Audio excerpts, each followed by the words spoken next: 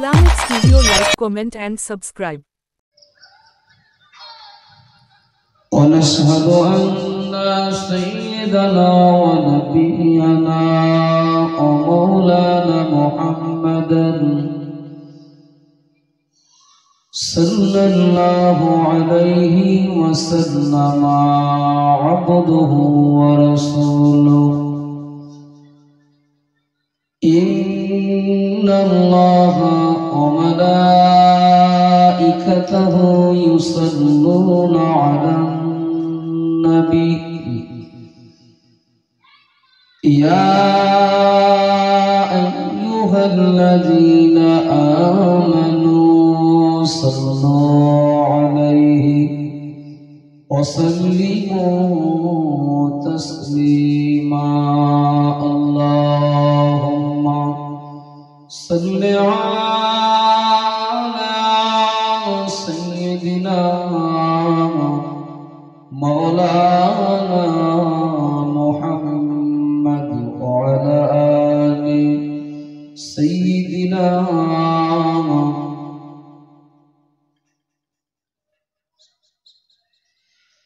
محمد नाम যতই জাপি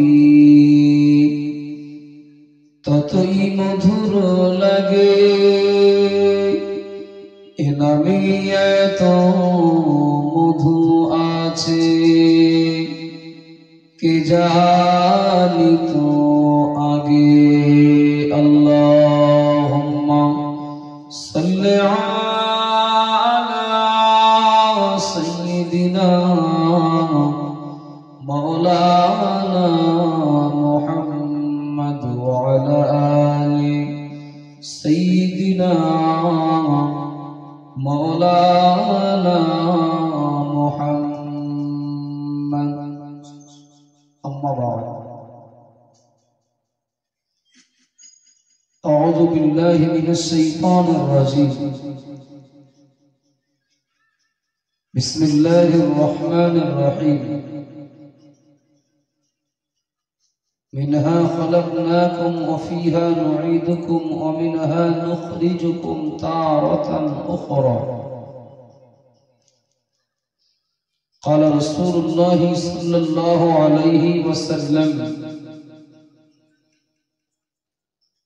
إن القبر أول منزل من منازل الآخرة أو كما قال عليه السلام সম্মানীয় আজকের এই মজলিসের সভাপতি সাহেব, আমন্ত্রিত উলামায়ে কেরাম, সম্মুখে বসে আছেন, মাইকের আওয়াজে আছেন,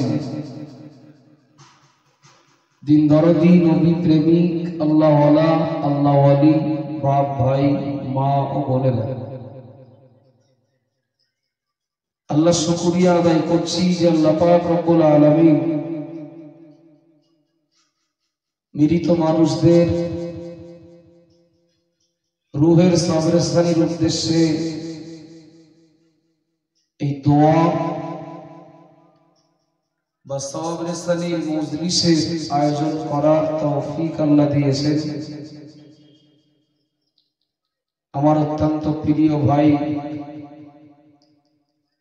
কারিমুল্লাহ ভাই বলছিলেন তার আম্মাজান ইন্তেকাল করেছেন,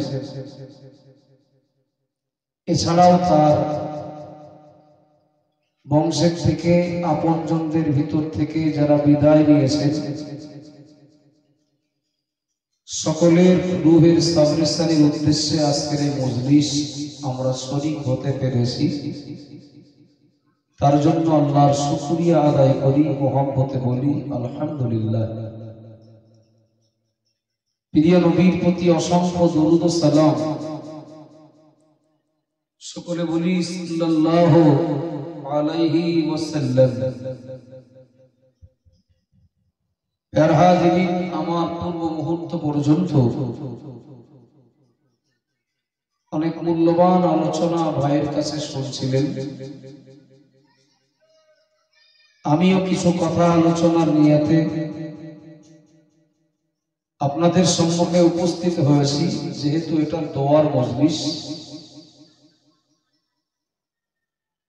আয়োজনের উদ্দেশ্যের সাথে সামঞ্জস্যতা রেখে জীবিত মানুষদের কিছুটা উপকার হয় আর কবরবাসীদের কিছুটা হলেও ফায়দা হয়, সেদিকটা খেয়াল রেখে আমি আমার আলোচনা শুরু করছি। আমরা নিশ্চিত জানি, কাউকে যখন আমরা কবরে দাফন করি, ইমাম সাহেব হুজুর বলেন 3 টুকরা মাটি হাতে নিতে। 3 টুকরা মাটি আমরা হাতে নিই, কিংবা একটা মাটির টুকরা বা মাটির একটা দলা আমরা হাতে নিয়ে ওটা 3টে টুকরা করি। এরপরে আমরা ইমামের সঙ্গে পড়ি মিনহা খলাকনাকুম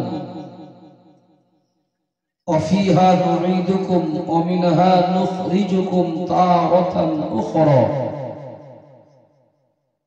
আপনাদের এখানেও একই নিয়ম তো বাবু? এক। আপনিও সাক্ষ্য দেবেন, আমিও স্বচক্ষেও দেখেছি। এই মাটি হাতে নিয়ে এই আয়াতটা যখন পড়া হয় তখনও কত মানুষ অমনোযোগী থাকেন, অন্য মনস্ক থাকেন। কেউ কারোর সাথে গল্প করেন, কেউ বা কারোর সাথে তামাশাও করেন, কেউ বা ওই মুহূর্তে কারোর প্রয়োজনীয় কথাবার্তারা লেনদেন করেন। কিন্তু মাটিটা হাতে নিয়ে আমরা যেটা বলি, এটা সত্যি আমাদের ভিতরে একটা চিন্তা, একটা ভাবনা তৈরি হওয়ার কথা। 3টে কথা বলা হয় ওই আয়াতের, 3টে পাঠ, 3টে অংশ। এক অংশে আছে মিনহা খলাকনাকুম, আল্লাহ বললেন এই মাটি থেকেই তোমাদেরকে আমি সৃষ্টি করেছি। তার মানে যিনি কবরে চলে যাচ্ছেন শুধু তিনি নন, আমরাও যারা কবর দিতে এসেছি আমাদেরকেও আল্লাহ ওই মাটি থেকে সৃষ্টি করেছেন। আর ওই মাটিটা হাতে নিয়ে আমরা ওই কথাটা স্মরণ করি, অফিহা নুঈদুকুম, এই মাটিতেই তোমাদেরকে আবার একদিন আসতে হবে, মিশতে হবে।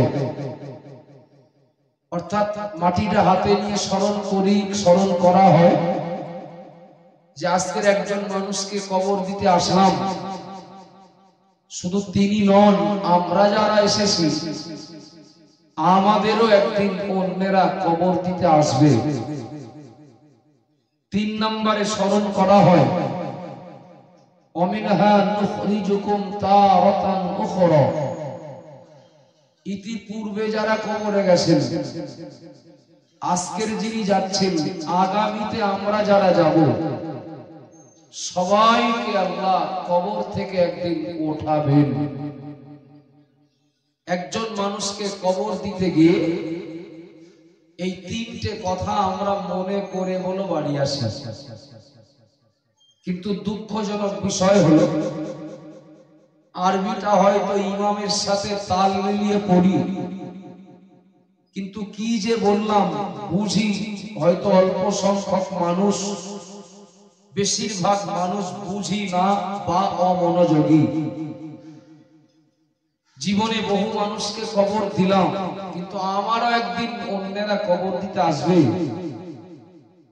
এ কথাটা ওই মুহূর্তে কাউকে বিদায় দেওয়ার বেলায় মনে করা হয়।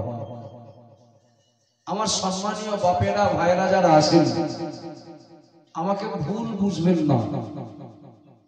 এই ময়দানে যদি 10টা ছাগল এক জায়গায় করা হয়, এই 10টা ছাগলের ভিতরে একটা ছাগল, 9টা ছাগল মনে করেন জবাই করা হয়েছে, কি কুরবানি করা হয়েছে, একটা ছাগল এখনো বাকি আছে। বাকি ছাগলটার মুখে যদি লকলকে ঘাস দেওয়া হয় বা ওর প্রিয় খাদ্য যদি দেওয়া হয়, খাবে না? খাবে না। জি বাপ, মদ দুটো তিনটে হোক অসুবিধা নেই, তো আমরা বাপ বেটা আলোচনা করছি। খাবে না কি মনে হয়? 9টা ছাগল জবা করা হয়ে গেছে, কি কুরবানি করা হয়ে গেছে, যেটা বাকি আছে ওর সামনে লকলকে ঘাস দেওয়া হলো। ওটা ছাগল না, মনে করেন কুরবানির সময়, ওটা গরু হতে পারে, ওটা ওই জাতীয় কোন প্রাণী হতে পারে। 9টা জমা হয়ে গেছে, একটা বাকি। এইবার কিন্তু শিওর ওর পালা, আর কেউ নেই, ও ছাড়া আর কেউ বাকি নেই। এরপরেও ওই বাকিরা যে চলে গেছে, এইবার ওর যেতে হবে, এই চিন্তায় ওর উপরে শোকের কোন ছায়া বা কোন প্রভাব পড়বে না। কথা ঠিক না ভুল? বাজারে দেখেন খাঁচার ভিতরে পোল্ট্রি রেখে পোল্ট্রি বিক্রি হয়। এক খাঁচা পোল্ট্রি ছিল 30 পিস, 29টা বিক্রি হয়েছে আর একটা বাকি। মানে এইবার যে ওর পালা শিওর, ওর গলায় ছুরি যে এবার শিওর উঠবে, এতে কোনো সন্দেহ নেই। 10টা যদি থাকতো, হ্যাঁ আমি না হয় আর একজন, এটা না হয় ওটা, বিকল্প অপশন থাকে। কিন্তু যখন একটাই থাকবে, এখানে বিকল্প নেই, এবার যে শিওর ওকে জবাব হতেই হবে, এতে কোনো সন্দেহের জায়গা নেই।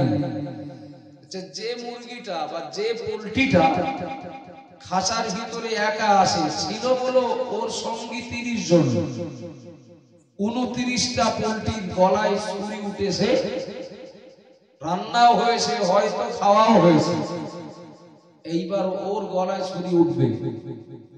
আচ্ছা, খাঁচার ভিতরে যদি খাবার থাকে, খাবে না সব পালন করবে? কি মনে হচ্ছে যে তাই তো ওরা সব চলে গেল, এবার আমার যেতে হবে, এইবার আমার যাওয়ার পালা, এই চিন্তা করে ওকে শোক পালন করবে? খাবো না, ঘুরবো না, বেড়াবো না, এক জায়গায় মন খারাপ করে বসে থাকবে? থাকবে না। ও কে থাকলো কে গেল, ও সব বলো ও ভাবে না, ওর কাজগুলো করে যাবে। 30টা পোল্ট্রি একসঙ্গে থাকতেও ও যে বেগে খাচ্ছিল, বাকিরা চলে গেল, মানে ওর আরো সুবিধা হইল। কথা ঠিক না ভুল? ভুল বোঝেন না বাবা, কষ্ট দেওয়ার জন্য বলছি না, আঘাত করার জন্য বলছি না। আমরা এই চোখে দেখেছি, আমাদের এই পাড়ায়, আমাদের এই মহল্লায় কত মানুষ ছিলেন, তাদের ভিতরে অনেকেই চলে গেছেন। একসঙ্গে নামাজ পড়েছি, একসঙ্গে তারাবি পড়েছি, একসঙ্গে ঈদের জামাতে হাজির হয়েছি, একসঙ্গে কত জানাজায় গেছি, একসঙ্গে কত কাজ করেছি, একসঙ্গে কত জায়গায় গিয়েছি, একসঙ্গে ভোটের লাইনে দাঁড়িয়েছি, একসঙ্গে রেশনের লাইনে দাঁড়িয়েছি। এমন অনেক জানা চেনা পরিচিত প্রতিবেশী বা আপনজন, তারা আমাদের থেকে বিদায় নিয়েছে, আসে না নেই? ছিলেন এক সময়, এখন আর নেই। কথাটা সত্য না মিথ্যা? এখানে আমরা কত মানুষ রয়েছি, দাদাকে দেখেছিলাম, দাদার আদর আপ্যায়ন স্নেহ নিয়েছিলাম, ওই দাদা বিদায় নিয়ে কবরে চলে গেছেন।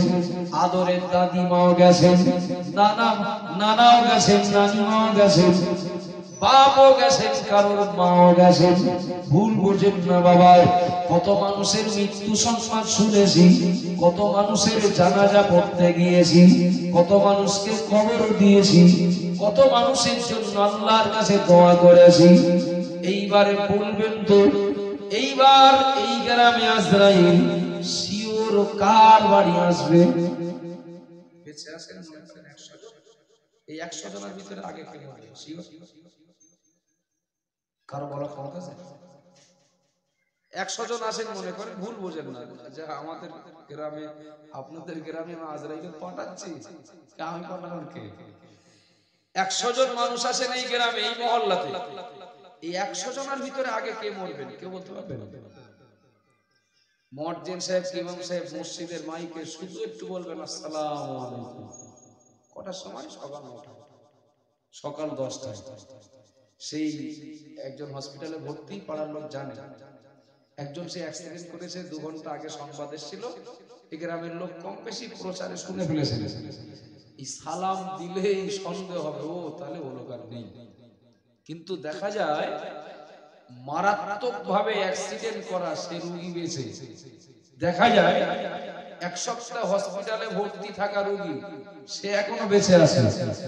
এমন একজন মানুষের মৃত্যু সংবাদ প্রচার হলো, পাড়ার মানুষ যেন বিশ্বাস করতেই চান না। হয় না? হয় না? বিশ্বাস। এই তো মাগরিবের পরে একসঙ্গে চাকলাম, এই তো একসঙ্গে মাগরিবের নামাজ পড়লাম, এই তো আসরের জামাতে একসঙ্গে ছিলাম। এইরকম হয়, মানে এমন কিছু মরণ আমরা দেখি বা সংবাদ কানে শুনি, সত্যি আমরা চমকে উঠি, কি করে সম্ভব? এমন হওয়ার কথা না তো। সব থেকে ভাইটাল বিষয় হলো ওই পোল্ট্রিটা যেরকম ওর পালায় ওটায় শিওর, এবার যে ওর পালায় এটা শিওর, যেহেতু ও ছাড়া আর কেউ নেই তাই ও এবার জবাব হবে, এটা শিওর। আমরা হয়তো পাড়ায় 180, এ কথা তো বলা যাবে না। আমাদের গ্রামের সব থেকে বুড়ো লোক ওই লোকটা আগে যাবে। আমাদের গ্রামে সব থেকে বয়স বেশি অমুক চাচিমার, অমুক দাদিমার, উনি আগে যাবেন, তারপরে তো সিরিয়াল আসবে। আমার পালা আসতে এখন অনেক দেরি। 100 কেন 1000 মানুষও যদি থাকি বলা যাবে না বলো যে ওই দিক থেকে আসবে, তারপরে তো আমার পালা। হতেও তো পারে যারা আসি তার ভিতরে আমি আজরাইলের কবজায় ধরা পড়ব। আসার সময় সিরিয়াল থাকে, দাদা আগে, বাপ আগে, বড় ভাই আগে, তারপরে আমার ছোট মেজো ভাই, তারপরে আমি। যাওয়ার সময় তো এমনটা নয় যে যারা আগে এসেছিলেন তারা আগে যাবেন, শেষ বেলায় আমি যাবো। এটা উল্টো হতে পারে। আব্বাজান ভাইরা মনে কি দিন, মা বোনেরা মনে রাখুন, গভীরভাবে শোনার জন্য আমার দাবি।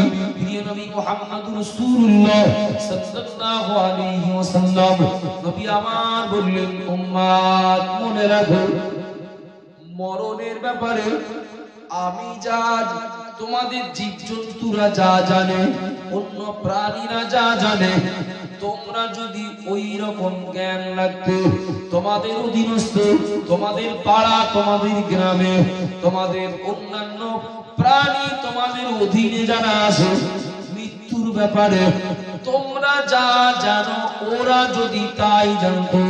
সাহাবারা মনে রাখো, আমার উম্মত মনে রাখো, হিষ্টপুষ্ট কোন প্রাণী তোমরা কোনদিন খেতে পারতে না। তার মানে আল্লাহ নবী বললেন, মৃত্যুর ব্যাপারে তোমরা যতটা জানো অন্য প্রাণীরা ততটা জানে না। আমার বাপেরা, আমার ভাইরা, অনুরোধ করব অমনোযোগী হন না। আল্লাহ নবী বললেন, তোমরা মৃত্যুর ব্যাপারে যা জ্ঞান রাখো অন্য প্রাণীরা তা রাখে না। রাখলে ওদেরকে গায়ে গোশতওয়ালা, চর্বিওয়ালা এমন কাউকে খুঁজে পেতে না। ও বাবা জিরাবারা মনে গেদিন, যত মানুষ আমরা এখানে রয়েছি কেউ বলতে পারবেন না আর কদিন পরে মরবো, কেউ বলতে পারবেন না কোথায় মরবো, কেউ বলতে পারবেন না কোন জায়গাটায় মরবো, কেউ বলতে পারবেন না কি অবস্থায় মরবো, কেউ বলতে পারবেন না কত বছর বয়সে মরবো।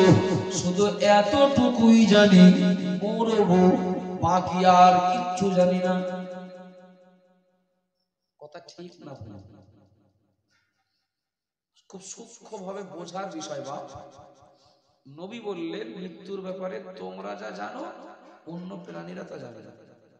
যদি জানতো গায়ে গোশতওয়ালা, চর্বিওয়ালা কোন প্রাণী খুঁজে পেতে না তোমরা, ওরা মৃত্যুর চিন্তায় শুকিয়ে মারা যেত। আমরা কতটা জানি? ওই শুধু মরণ হবে এই পর্যন্ত জানি, আর কিচ্ছু জানি না। কোথায়, কি অবস্থায়, কোন জায়গায়, কত বছর বয়সে জানি না।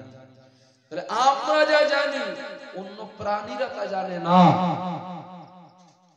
তাই ব্যাখ্যা এটাই দাঁড়ালো, আমরা মরবো জানি, অন্য প্রাণীরা ওদেরও মরণ হবে, এটা ওরা জানে না। তাই ওই পোল্ট্রিটা 29টা সঙ্গী হারিয়েও ম্যাশ খায়। তাই ওই ছাগলটা তার 9 জন সঙ্গীকে হারিয়েও কচি ঘাস খায়। তাই ওই গরুটা তার সঙ্গী সাথীদের সব জবাব বা কুরবানি হয়ে গেলেও পূর্বের মতো ও খেয়ে যায়। ও জানে না ও যে মরবে, ওর যে মরণ হবে, ওর যে দুনিয়া ছাড়তে হবে, এটা ও জানে না। আমরা মানুষ, আমরা জানি। আব্বাজান মারা মনে কিদিন মা বোনেরা মনে রাখুন, হাঁস মুরগি গরু ছাগল কিংবা অন্য প্রাণী এরা মরবে জানে না। তাই আগেও যা পরেও তাই। কথা ঠিক না ভুল? আমরা মানুষ কোথায় কত বয়সে কি অবস্থায় ওটা বলতে না পারলেও আমরা মরবো এটা জানি কি জানি না? জানি। প্রাণীরা অন্য প্রাণীরা মরবে জানে না, আমরা মরবো জানি। তাহলে ওদের চিন্তা আমাদের চিন্তা এক হওয়া উচিত নাকি? বুঝতে না পারলে জিজ্ঞাসা করবেন যে আব্দুল মুহিত কথা বুঝতে পারবেন। অন্য প্রাণীরা মরবে ওরা জানেই না, তাই সঙ্গী থাকতেও যা সঙ্গী হারালেও একই রকম। কিন্তু আমরা তো জানি মরব, আমাদের মানসিকতা ওই প্রাণীদের মতো হওয়া উচিত নাকি? কথা বলেন বাবু?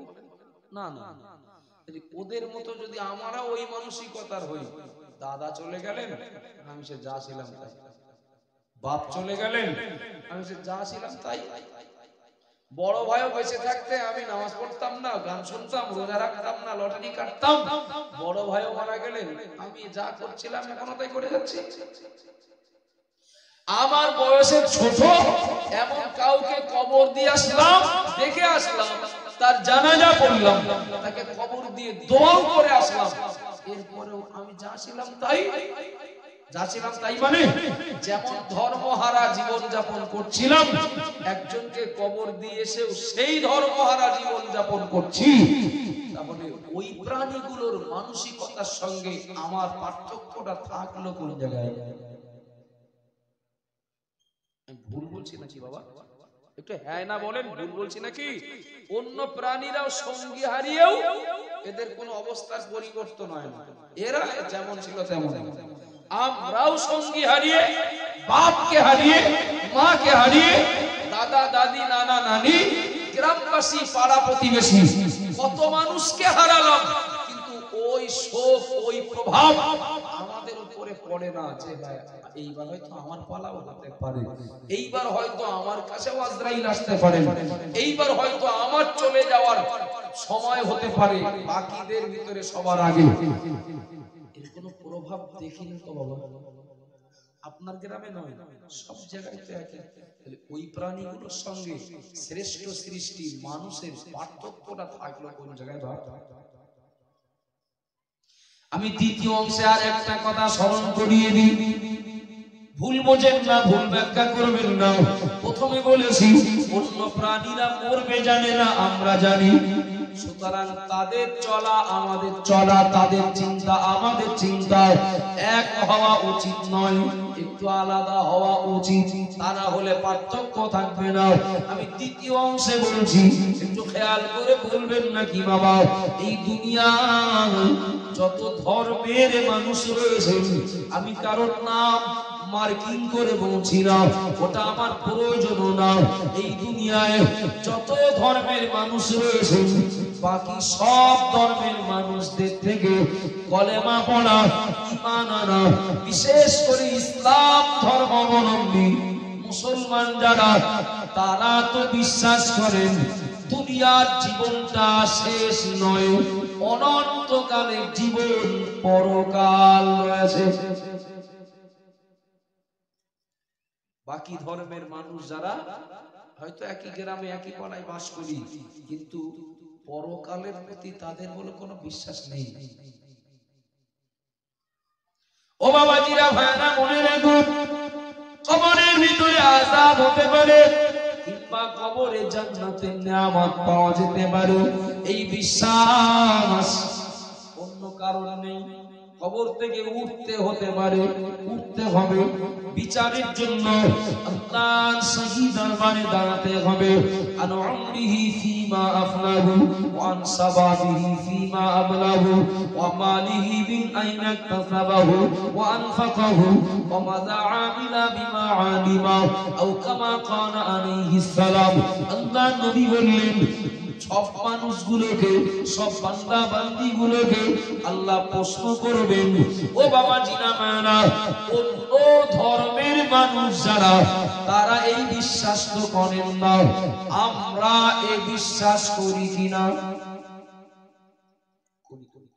প্রস্তুতি নিতে পারি না পারি ওটা পরের কথা, কিন্তু বিশ্বাস করি তো বাপ, যাকে কবর দিয়েছি তার কবরে আযাব হতে পারে, তার কবরে ফেরেশতারা জান্নাতের নিয়ামতও দিতে পারেন, বিশ্বাস করি না? করি তো।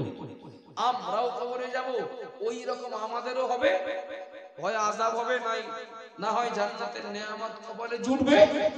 আমরাও তো বিশ্বাস করি আমাদের একদিন কবর থেকে উঠতে হবে, আমরাও তো বিশ্বাস করি আল্লাহর কাছে দাঁড়াতে হবে, আমরাও তো বিশ্বাস করি আমাদের পুরসেরাত একদিন পার হতে হবে, জান্নাত জাহান্নামের দুটির একটি জায়গা শিওর পাওনা হবে। একটু বুকে হাত দিয়ে বলবেন, যে বা যারা, যে ধর্মের মানুষেরা কবর, হাসর, মিজান, সিরাত, জান্নাত, জাহান্নাম বিশ্বাস করেন না, তাদের চলা, তাদের চিন্তা, তাদের জীবন যাপন, আর আমরা যারা এই বিশ্বাসগুলো করি, আমাদের চলা, আমাদের জীবন যাপন, দুনিয়াতে আমাদের অবস্থান তাদের সঙ্গে এক হওয়া উচিত না আলাদা? আমি কি কষ্ট দিচ্ছি নাকি? আলাদা হওয়া উচিত না? এই আমার আলাদা মানে যেন বসবেন না, তাহলে ওদের মুখ দেখা যাবে না, আমাদের বাড়ি উঠোন দিয়ে যেতে দেওয়া যাবে না, আমাদের কলে পানি নিতে আসলে পানি দেবো না, আলাদা এই আলাদা না। ধর্মীয় বিশ্বাস তাদের আলাদা, আমাদের আলাদা। তারা কবরের পরে কোনো বিশ্বাস রাখেন না, সুতরাং কবর থেকে পরবর্তী ঘাটির জন্য তাদের কোনো প্রস্তুতি নেওয়ার দরকার নেই, ওদের বিশ্বাস অনুযায়ী। কিন্তু আমাদের আসে না, তারা প্রস্তুতি না নিলেও প্রস্তুতি বলে নিতে হবে, আমাদের বলে নিতে হবে। বাবা আব্বাজান যারা মনে কি দিন এই গাইন পাড়া, বকচরা গাইন পাড়ার আল্লাহর কোন বান্দা হজ করতে যাবে, হজে যাবে, কোথায়? মক্কা মদিনায়। গভীর ভাবে ভেবে বলবেন, বাবা এই মহল্লায় যত ঘর মানুষ বাস করেন, এর ভিতরে একজন হজ করতে যাওয়ার সিদ্ধান্ত নিলেন। এখন বাকি যারা, তাদের পাসপোর্টের প্রয়োজন নেই, আসেন এখানে, যাওয়ার কোনো সিদ্ধান্ত কোথাও এখনো হয়নি। এই বাকি 99 ঘর কিংবা 99 জন মানুষ, তারা হজে যেহেতু যাবেন না, বিদেশ সফরে যেহেতু যাবেন না, পাসপোর্টের জন্য তাদের দৌড়াদৌড়ি করা, ছোটাছুটি করা, কাগজপত্র রেডি করার ইমার্জেন্সি এখন প্রয়োজন নেই। আছে নাকি? আচ্ছা, যিনি হজে যাবেন একই পাড়ার লোক, বলো একই পাড়ার লোক, একই গ্রামের লোক, হয়তো একই পরিবারের লোক, ছোটাছুটি করতে হবে যিনি হজে যাবেন তার। বাকিরা বলো এই ঝামেলায় পড়বেন না। পাসপোর্ট করতে হবে, সে আবার নানান, এখানে আকার, ওখানে অস্বীকার, এখানে ডেট অফ বার্থ একরকম, ওখানে বাপের নামের আগে মোহাম্মদ আছে, এখানে টাইটেল আছে, ওখানে নেই, এই সব সংশোধন করতে হবে, পাসপোর্ট করতে হবে। তারপরে যারা যারা বিশেষ করে ট্রাভেলস এর কর্মধর, তাদের সাথে যোগাযোগ করতে হবে, টাকা জমা দিতে হবে। এই 1 বছর ধরে বলো তার প্রস্তুতি চলবে হজে যাওয়ার জন্য বা মক্কা মদিনায় যাওয়ার জন্য। এই যে প্রস্তুতিটা হজ যাত্রী নেবেন, এই প্রস্তুতিটা বাকিদেরকে নিতে হবে। বাকি যারা এই পাড়ার লোক, আমি কি বোঝাতে পারছি বাবু? বাকিদের এই প্রস্তুতি নেওয়ার প্রয়োজন নেই। কেন? তারা তো যাচ্ছেন না, তারা তো হজ করতে যাচ্ছেন না, তারা তো বিদেশে যাচ্ছেন না, সুতরাং এই প্রস্তুতি নেওয়ার তাদের যুক্তি নেই। যেদিন যাবেন, যে সময় যাবেন, সেই সময় ভাববেন। কিছু মনে নিলে হবে না বাবা। যিনি হজ যাত্রী, প্রথম অবস্থায় কাগজপত্র রেডি করলেন, অনেক দৌড়াদৌড়ি করলেন, টাকা জমা করলেন, আবার ওই মানুষটাকেই দেখি মহল্লার, পাড়ার, আত্মীয় স্বজনদের অনেকেরই দাওয়াত করে একটা মজলিসের আয়োজন করে। সেখানে যাই আলোচনা হোক, ওই মানুষটার জন্য একটু দোয়া হয়, ওই মানুষটার জন্য একটু দোয়া করি সবাই মিলে। আর শেষমেশ তিনি মাইকে এসে কথা বলতে পারেন না সবাই। মানে ওই মুহূর্তটা এমন আবেগের থাকে না, অনেকে সালাম দিয়েই কেঁদে ফেলে। কি যে বলবেন, কথাটা গুছিয়ে বলতে পারেন না। যে কথা বলতে জানেন না তা না, ওই পরিবেশে পারেন না, যেন ভারসাম্য হারিয়ে ফেলেন। আপনারা শুনেছেন আমি হজ করতে যাচ্ছি, কারো কাছে কোনো অন্যায় করে থাকলে মাফ করে দেবেন। ঋণ দেনার কোনো ব্যাপার যদি থাকে, হয়তো আমার মনে নেই, আমি যাওয়ার আগে বলবেন। হয় না? এগুলো করে নাকি? আপনি এদিকে করে না বাবা? করে। ঠান্ডা মাথায় একটু মনে রাখার চেষ্টা করি বাপ। এক নাম্বার বলেছি, 100 জন মানুষ আছেন এই মহল্লাতে, একজন যাবেন হজে, পাসপোর্টের জন্য দৌড়াবেন 3, বাকি 99 জন না। ভিসার জন্য বা হজের যাবতীয় প্রস্তুতির জন্য এই অফিস ও অফিস, এ ট্রাভেলস এর কর্ণধার, ওখানে দৌড়াবেন একমাত্র 3, বাকি 99 জন না। আবার এই একজনই পাড়ার মহল্লার মানুষদেরকে দাওয়াত করে কাঠির টাকা খরচ করে তাদের জন্য খাওয়ার ব্যবস্থা করবেন, তাদের কাছ থেকে দোয়া নেবেন, আবার তাদের কাছে ক্ষমাও চাইবেন। তিনি, অন্যরা না। কেন বাবা? কারণ হলো এই ব্যক্তিটা এইগুলো করবেন এই জন্য, কেননা তিনি যেখানে যাচ্ছেন বাকিরা তো যাচ্ছেন না। সুতরাং যাচ্ছেন যিনি, যাবেন যিনি, প্রস্তুতিটা তাকেই নিতে হবে। কথা ক্লিয়ার? আবাজান মারা মনে খিদিন মা বোনেরা মনে রাখুন, একই পাড়ায় বাস করি, একই গ্রামে বাস করি, কিন্তু মৃত্যুর পর কবর থেকে উঠতে হবে, অনেক দূর যেতে হবে। বোঝাতে পারছি নাকি? মরণ হয়ে গেল, মৃত্যু হয়ে গেল, কেউ যদি মনে করেন মৃত্যুর পরে পুড়িয়ে দিলাম শেষ, পুঁতে দিলাম শেষ, তিনি তো কোথাও যাবেন না।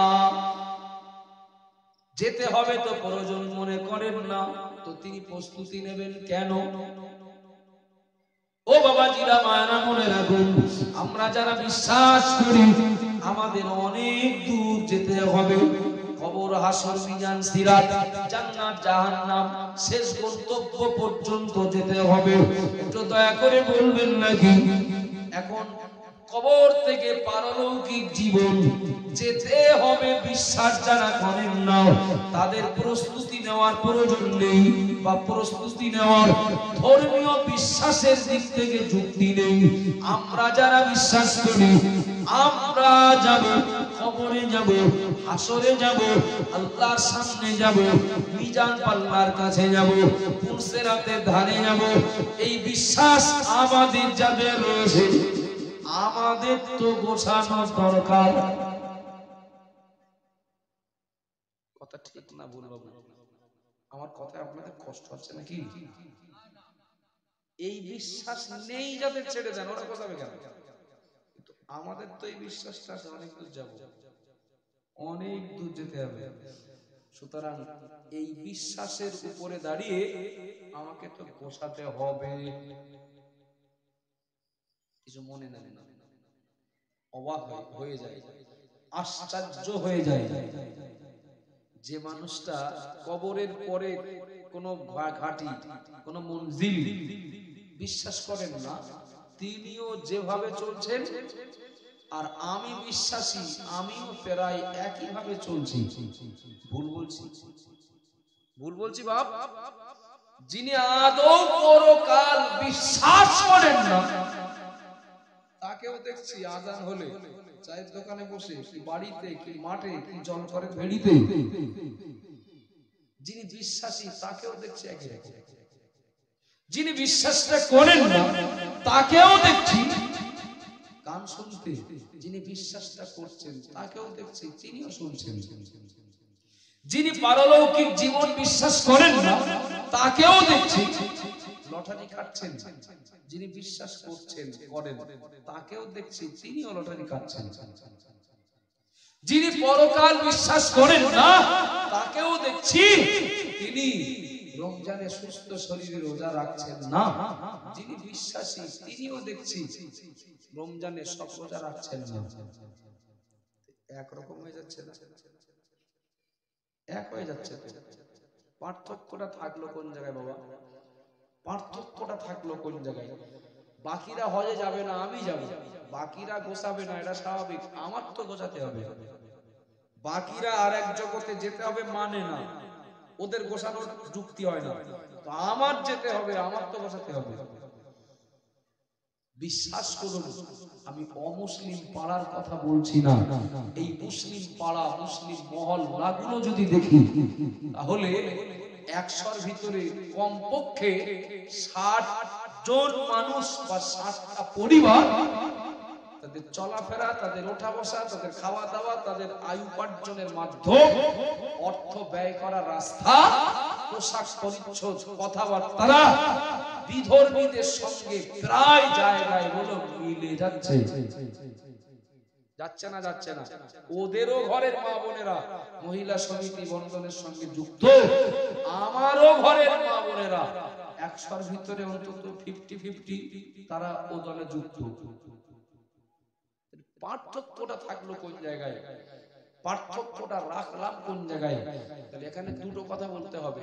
এক, বলতে হবে যে আমি পরকাল বিশ্বাস করি না, তাই প্রস্তুতি নেই, মিটে গেল। ও কেউ কোনোদিন আর বোঝাতেও যাবে না, কেউ কোনোদিন আর জ্ঞান দিতে যাবে না। আর যদি মনে হয় যে পরকাল বিশ্বাস হ্যাঁ অবশ্যই করি কিন্তু প্রস্তুতি নেই না, তাহলে বুঝতে হবে এ লোককে হয়তো কেউ কোনো আশা দিয়ে রেখেছে, হ্যাঁ ওখান থেকে পারে এপারে এসো আমি ব্যবস্থা করে দেব। আছে হয়তো এরকম কেউ, হয়তো কোনো আশা দিয়ে রেখেছেন, কোনো সুসংবাদ দিয়ে রেখেছেন যে একবার চোখ বোঝালে এপারে আসলে বাকিটা আমার দেখার দায়িত্ব। না, ওপারে বলো কেউ কারো দেখবে না, ওপারে কেউ কারো দেখবে না। বিশেষ মর্যাদার কিছু মানুষ, আল্লাহর কিছু প্রিয় মাহবুব বান্দা, নবী রাসূল থেকে শুরু করে আল্লাহর অত্যন্ত নিকটতম কেউ কেউ, সর্বোপরি আল্লাহর পাক কালাম পবিত্র কোরআন, আমার আগে ভাই বলছিলেন সুপারিশ করবে। বাদ বাকি যদি কারোর উপরে ভরসা করি যে ওই লোকটা মারা গেলে কি আর আমার বাদতে থুয়ে কি আর জান্নাতে যাবে, পুরো বলো রঙিন স্বপ্ন। আবাজান মারা মনে কি দিন মা বোনেরা মনে রাখুন, আমি গুটি গুটি পায়ে এগিয়ে যাচ্ছি, তাহলে আমরা বিশ্বাসী মৃত্যুর পরে আমাদের অনেক দূর যেতে হবে। বাকিরা এ ব্যাপারে না গোছালেও আমাদের গোছাতে হবে। কথা বলেন ঠিক না বলি? ও বাবাজি আমার মনে রাখুন, এবার একটা হাদিস স্মরণ করিয়ে দিই। আল্লাহর নবী মুহাম্মদুর রাসূলুল্লাহ সাল্লাল্লাহু আলাইহি ওয়াসাল্লাম নবী আমার জানিয়ে দিলেন, মাল মাইয়িতু ফিল কবরি ইল্লা কাল গরিকিল মুতাগাবিস ইয়ান্তাযিরু দাওয়াতান তালহাকুহু বিনাবিন আও উম্মিন আও আখিন আও ওয়ালাদিন। ও বাবাজি আমার মনে গেদিন আল্লাহর নবী পাক জবানে বললেন, আমার উম্মতেরা, আমার সাহাবারা মনে রাখো, কোন মানুষ যখন মারা যান ওই মুর্দার জীবন্ত মানুষের তুলনায় আরো অসহায় হয়ে যান। নবী আবার জানিয়ে দিলেন ওই কবরবাসী তার জীবিত আপনজনদের মুখ পানে তাকিয়ে থাকেন। ও আমার ছেলে, ও আমার মেয়ে, ও আমার সন্তান, ও আমার ভাই, ও আমার বন্ধু, একটু আমার জন্য আল্লাহর কাছে দোয়া করো, একটু আমার জন্য আল্লাহর কাছে ক্ষমা প্রার্থনা করো, আল্লাহর কাছে আমার জন্য মাগফিরাত কামনা করো। আল্লাহর নবী বললেন, বাবা সাহাবারা মনে রাখো, যাকেই কবর দেওয়া হয় ওই কবরবাসী তার জীবিত আপনজনদের মুখ পানে তাকিয়ে থাকে আর বলতে থাকে, তোমরা একটু আমার জন্য দোয়া করো। ফাইজা লাহিবাহু কানা হাব্বা ইলাইহি মিনাদ দুনিয়া ওয়া মা ফিহা।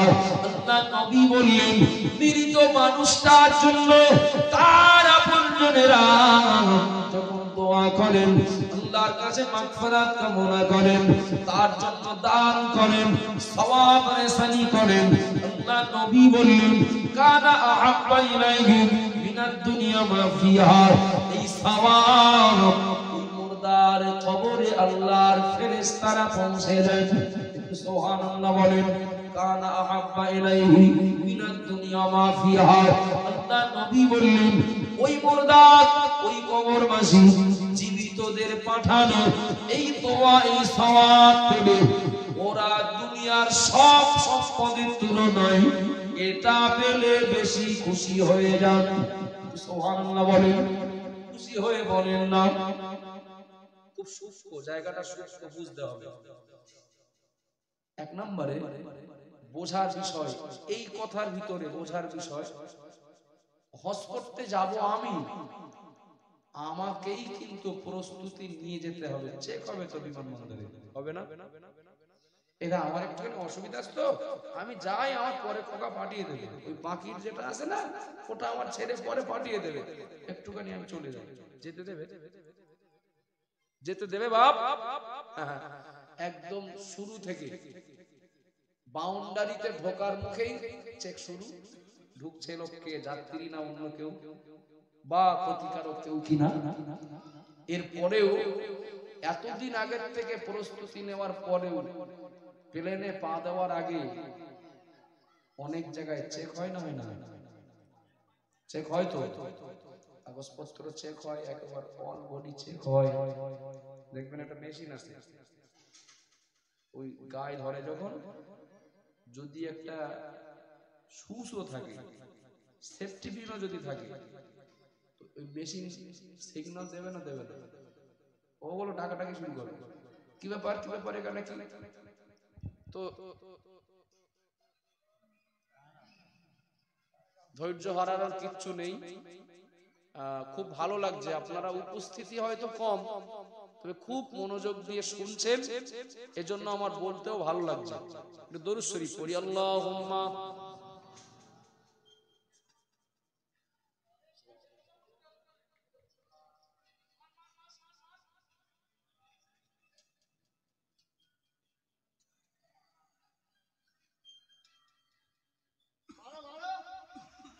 হাসবি রব্বি জাল্লাল্লাহ মা ফি কলবি গায়রুল্লাহ নূর মুহাম্মদ সাল্লাল্লাহ লা ইলাহা ইল্লাল্লাহ লা ইলাহা ইল্লাল্লাহ লা ইলাহা ইল্লাল্লাহ মুহাম্মাদুর রাসূলুল্লাহ।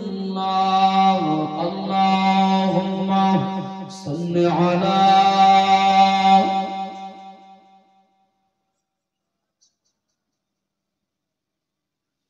ওয়া আলা আলি সাইয়্যিদিনা মাওলানা মুহাম্মদ। শুনতে থাকেন। আমি যখন হব যাত্রী, চেক করা হবে বলো আমার। আচ্ছা যদি বলি এক কাজ করা যাবে, আমার চেক না করে আমার কোপার চেক করে, যদি ও ফেরেশতা থাকে তাহলে আমাকে চেক দাও, হবে না? যে যাবে তার চেক হবে। একটু কথা বলেন না। যে যাবে চেকটা বলো তার হবে, জিজ্ঞাসাবাদ বলো তাকেই করা হবে। ওখান থেকে সব ঘাটি পার হয়ে বিমানে উঠে গন্তব্যে মক্কায় পৌঁছে যে ফোন করছে, খোকা টাকা কম পড়েছে, টাকা কম পড়েছে, এটা 1010 টাকা পাঠাতে হবে। যে পাঠানো যাবে না যাবে না? যাবে না বাবা? যাবে, যাবে। এখান থেকে ওখানে যে পাঠানো যাবে, ওখান থেকে আবার এখানে পাঠাতে হবে। মক্কায় পৌঁছে গেছি কি মদিনায় আসি, আমার কিছু টাকার প্রয়োজন, এখান থেকে পাঠাই, ওখানে আমার পরিচিত কাউকে ফোন করে তাকে দিয়ে প্রয়োজন মেটাই। ঘাটতি করা আল্লাহ চাইলে যাবে, অসুবিধা হবে না। বর্ডারটা বলো নিজে নিতে পারোতে হবে, ওই জায়গায় কাউকে দেখিয়ে দিলে বলো হবে না। বর্ডার বলতে এয়ারপোর্টের শুরু থেকে, বাউন্ডারি থেকে যখন আমি ভিতরে ঢুকছি, ওখান থেকে আমাকে বিমানে পা দেওয়ার আগ পর্যন্ত এখানে যিনি যাত্রী তাকেই বলে চেক করা হবে। যে আমার এইটা জিজ্ঞাসা করছেন তো খোকার কাছে ফোনটা ধরিয়ে দিচ্ছে, কি বলে দেখে হবে নাকি? হবে না তো চলেন। তাহলে আমি বোঝাতে চাচ্ছি, একজন মানুষ যখন খাটিয়া নামক গাড়িতে উঠবেন, কবর নামিও বিমানবন্দরে রেখে আসা হলো তার।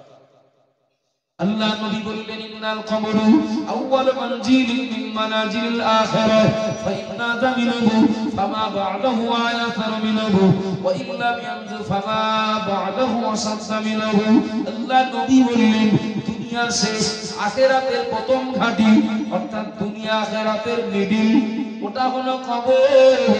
ওখানে যে ছাড় পাবে, সব জায়গায় ছাড় পেয়ে যাবে, ওই জায়গাটা ভাইটাল। ওখানে যে ছাড় পাবে, সব জায়গায় ছাড় পাবে। ওয়াইল্লাম ইয়ানজু ফামা বা'দাহু আসাদ্দা মিনহু। আল্লাহ নবী বললেন, ওই জায়গায় ধরা পড়বে, সব জায়গায় তা ধরা পড়তে হবে। ও বাবাজিরা, ভাইরা, মনে রাখুন, বিমানবন্দর পর্যন্ত হজ যাত্রীকে আগিয়ে দিতে যান হয়তো বা 50 জন, ভিতরে কেউ ঢোকেন নাকি? এনাদেরকে নিয়ে যেতে হবে গাড়ি ভাড়া দিয়ে, রাস্তায় আবার টিকিট করাতে হবে, আবার বাড়ি ফেরার সময় হোটেল খরচ দিতে হতে পারে। যাবেন কত দূর? ওই বাইরে ছেড়ে দিয়ে তাহলে যান, এবার আল্লাহ বাঁচিয়ে রাখলে ফিরলে দেখা হবে। এই 50 জন গেলেন না, 100 জন গেলেও এরা কেউ ভিতরে ঢুকবে, কোন চেক পোস্টে কোন সাহায্য করবে, ফিরে আসবে। আমি মারা গেছি, কেউ মারা গেছেন, জানাজায় 500 লোক হয়েছে, এই 500 লোক বলো আগিয়ে দিয়ে আসবে ওই বিমানবন্দরের গেট পর্যন্ত। ভিতরে ঢুকবে কেউ? ঢোকে নাকি? না। ওখানে যার প্রশ্ন তাকেই করা হবে। কজন এসেছিল তোমার জানাজায়? তোমার আগিয়ে দিতে এসেছিল কজন? জিজ্ঞেস করবে নাকি? যার প্রশ্ন তাকেই করা হবে। মান রব্বুকা ওমা দীনুকা ওমা নবিয়ুকা বলা যাবে? আচ্ছা, আমি খোকার কাছ থেকে দেরি পরে বলছি, কি আমি জানি না, তবে যারা আমার আগিয়ে দিতে এসেছিলেন না, ওর ভিতরে আলেম, মাওলানা, হাজী সাহেব, আমার সঙ্গী সাথী অনেক হবে। বললে হবে না তো হবে না। তাহলে প্রথম অবস্থা এই ধাক্কাটা বলো আমাকেই, আপনাকেই, ওই কবরবাসীকেই বলো সামালটা দিতে হবে। আর ওইটাই বলো মেন জায়গা, এখান থেকে আমি ছাড় পাবো, তারপরে তো আরেক জায়গায় ফ্রি হয়ে দাঁড়িয়ে বলো খোকা সে দুটো নেকি কম করেছে, একটু না পাঠালে হবে না। বোঝা যাচ্ছে নাকি? 5টা নেকির অভাবের জন্য আমার জান্নাতে যাওয়ার পথে বাধা হচ্ছে। তোমরা 10,000 টাকা দান কর আমার নামে, আমি সব পেয়ে যাব, ঘাটতি পূরণ হয়ে যাবে। কিন্তু 5 ওই ঘাটিতে সব থেকে আমাকে আগে ছাড় পাওয়ার যোগ্য হতে হবে, তবে তো ফ্রি হয়ে কারো কাছ থেকে কিছু পাওয়ার পরিবেশটা তৈরি হবে। কেউ মনে করেন অনেক টাকা পয়সা কম নেই, মরবো আর একটা বড় করে কলেমাখানি দেবে, কি বছরে একটা করে সভা দেবে, হাফেজ সাহেব দাউদ করে কোরআন খতম করে কবর জিয়ারত করবে, ঘাটতি যা আছে সব পূরণ হয়ে যাবে। আমি দুটো কথা একসঙ্গে বলছি, যার প্রস্তুতি তাকেই নিতে হবে। 1 নাম্বার, এটা 1 নম্বরে, যার প্রস্তুতি তাকেই নিতে হবে। হ্যাঁ, প্রস্তুতি নিলাম এবং আমার জায়গায় আমি প্রশ্নকারীদের প্রশ্নের উত্তরে আমি ফ্রেশ, হ্যাঁ আমি যেতে পারি, ছাড়পত্র পেয়ে গন্তব্যে পৌঁছে গেলাম, এবার বললাম আমার এই ঘাটতি খোকা পাঠা, তখন খোকা উপকার করতে পারবেন, এই উপকার কাজে আসবে। কিন্তু বিমানবন্দরেই যদি আটকে যায়, বোঝা যাচ্ছে নাকি বাবা? কিছু মনে নেন না, যার প্রস্তুতি তাকে নিতে হবে, 1 নাম্বার। 2 নাম্বার, কেউ যদি কিছু পাঠান তো যার জন্য দেওয়া হবে তিনি পাবেন, তবে তাকে নেওয়ার জায়গা পর্যন্ত পৌঁছাতে হবে। আবাজান বারা মনে কি দিন মা বোনেরা মনে রাখুন, আগিয়ে চলুন। শুধুমাত্র দোয়া করব, সারা জীবন জিয়ারত করব, সারা জীবন জানাজা পড়ব, না না, এই ডিউটি নয়। আমাদেরও এই দিন একদিন আসবে। ও বাবা জিরা ভাইরা মনে রাখুন, ভুল বোঝেন না। এখান থেকে বসিরাট যাব, আমি ভাড়া পকেটে নিয়ে উঠব। এখান থেকে শিয়ালদায় যাব, শিয়ালদায় যাওয়ার জন্য গাড়ি ভাড়া বা ট্রেনের টিকিট আমার পকেটেই রাখবো। এখান থেকে আমি বিদেশে যাব, প্রয়োজনীয় প্রুফ ডকুমেন্ট যা লাগবে ও আমার সঙ্গেই থাকবে। এটা যদি এমন হয়, সামান্য বসিরাটে যদি, সামান্য কলকাতায় যদি, কিংবা এ দেশের অন্য কোন রাজ্যে যেতে গেলে যদি আমার টাকা আমার পকেটে রাখতে হয়, আমার ভাড়া আমার পকেটে যদি রাখতে হয়, গাড়ির টিকিট যদি, ট্রেন বা প্লেনের টিকিট যদি আমার সঙ্গেই রাখতে হয়, আমি বিদেশে গমন করব, আমার পাসপোর্ট ভিসা যদি আমার কাছেই রাখতে হয়, বিশ্বাস করুন, খাটিয়া নামক গাড়িটায় উঠে যে সফরে আমরা যাব, এ সফর অনেক দূরের এবং অনেক দিনের সফর, যার যারা আর ফেরেন না।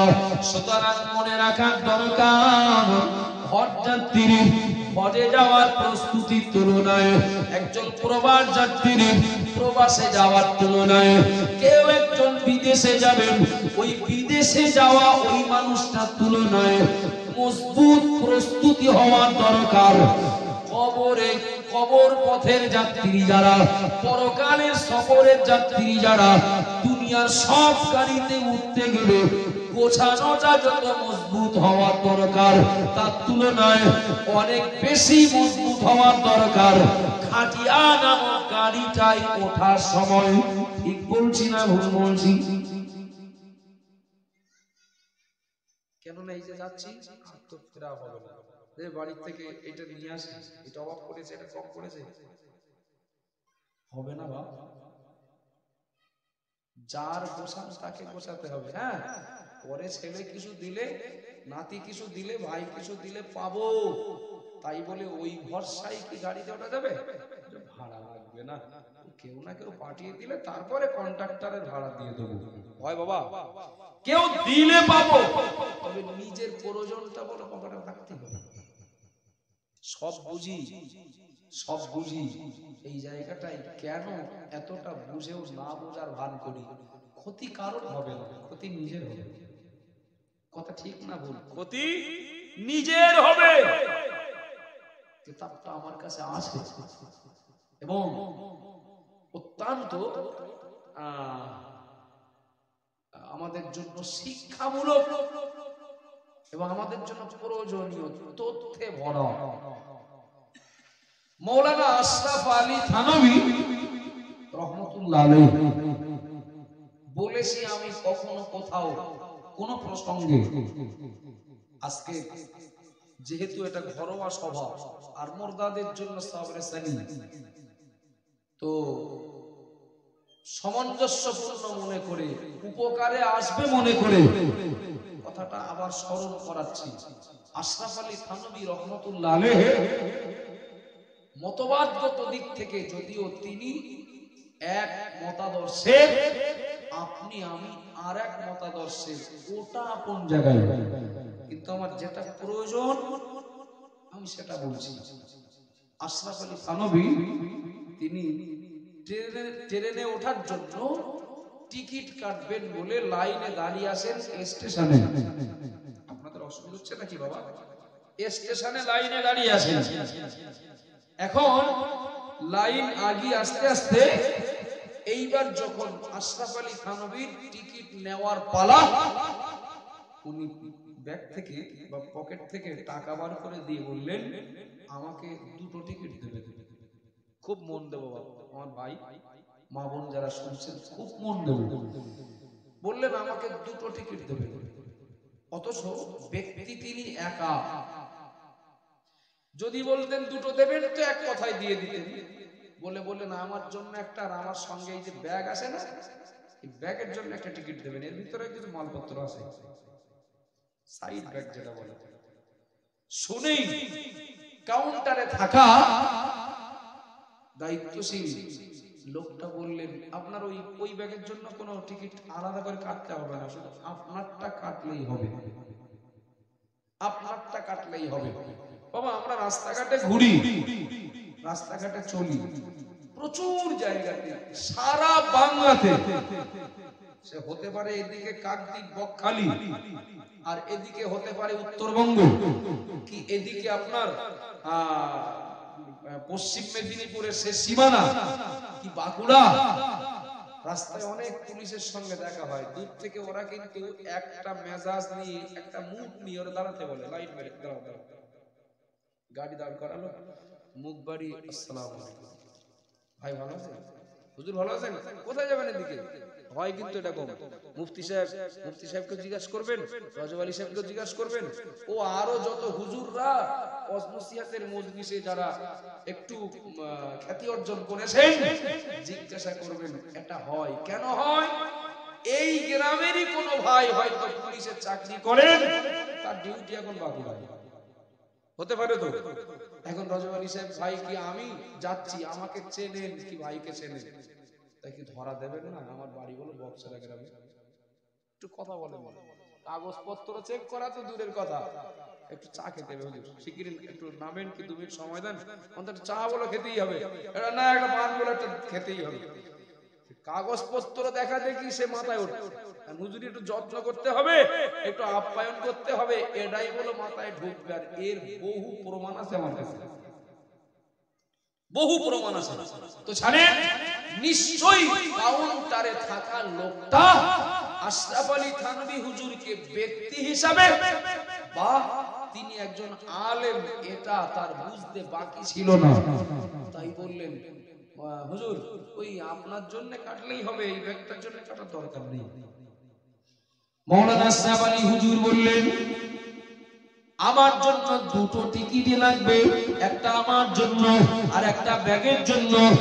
আমি অনেক দূর যাব, আমি রাস্তায় কোনো রিস্ক রাখতে চাই না।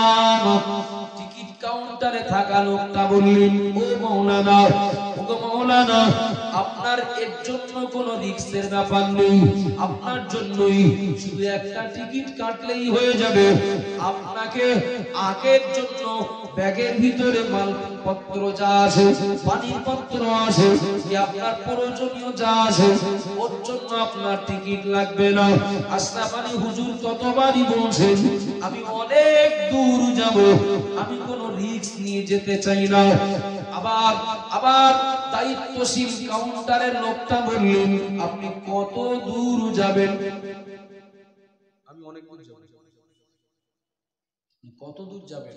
এখন মনে করেন গন্তব্য হলো হাসনাবাদ, কথার কথা বোঝানোর জন্য বলেন আমি অনেক দূরে যাবো। আপনি হাসনাবাদ পর্যন্ত যাবেন তো নাকি?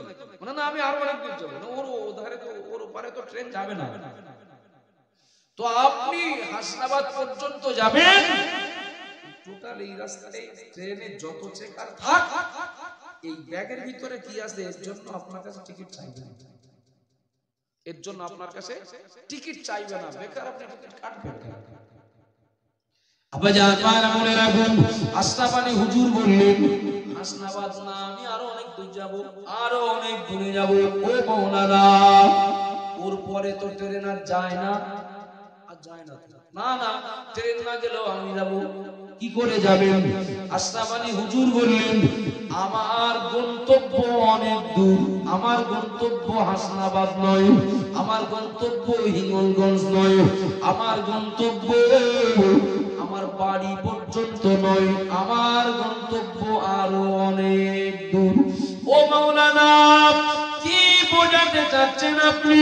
আশরাফ আলী হুজুর বললেন, আমার এই ব্যাগের জন্য ট্রেনের চেকার টিকিট চাইবেন না, ওটা তো আমিও জানি, কিন্তু ওই চেকারকে আমি ভয় পাইনি, বা ওই চেকার আমায় ধরবেন ওই ভয়ে আমি ডবল টিকিট দেওয়ার কথা বলিনি।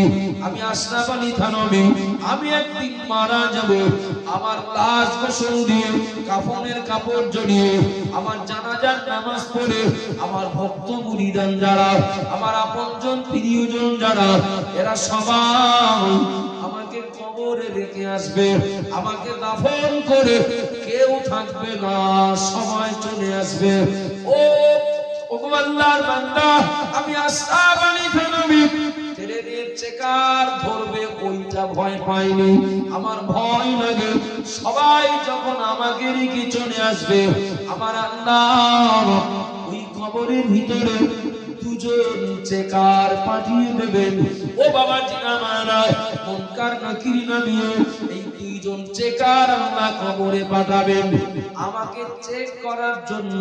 কথাটা ঠিক না ভুল? যাকেই কবরে রেখে আসা হবে সঙ্গে সঙ্গে চেকিং হবে, দুজন ফেরেশতাকে আল্লাহ পাঠিয়ে দেবেন। যিনি বিমানবন্দরে ঢুকবেন কোথাও যাওয়ার জন্য চেকিং হবে, চেক করা হবে। ও বাবাজিরা ভাইরা মনে রাখুন, আশরাফ আলী হুজুর বললেন ওই কবরে চেকার আমার যখন চেক করবে আমার পাশে কেউ থাকবে না। ওই চেকার যখন চেক করবে আমার পাশে কেউ থাকবেন না, থাকবে না। ওই চেকার যদি আমার কোনো ত্রুটি কোনো ভুল খুঁজে না পেয়ে আমাকে যদি জিজ্ঞাসা করেন, ও আশরাফ আলী থানভী অমুক জায়গা থেকে ট্রেনে উঠেছিলে, অমুক জায়গায় গিয়েছিলে, ট্রেনে তুমি একা ওঠোনি, তোমার ব্যাগটাও তো উঠেছিল, তোমার ভাড়া দিয়েছিল, ব্যাগের ভাড়া কই? ব্যাগটাও তো ট্রেনে চড়েছে নাকি? ওরও 500 গ্রাম ওজন, সেটা তো ট্রেন বহন করেছে। ওই চেকার যদি আমার ধরে ফেলে, ওই চেকার যদি আমার ধরে ফেলেন, কই সেই ব্যাগের ভাড়া কই, দেওয়া হয়নি কেন? ওই চেকারের হাতে ধরা পড়লে না দুনিয়ার কেউ ছাড়াতে পারবে না। কেন রিস্ক নিতে গেলাম? আমার একটা টিকিটের টাকা যাক না। আমার কথা বোঝা যাচ্ছে বাবা?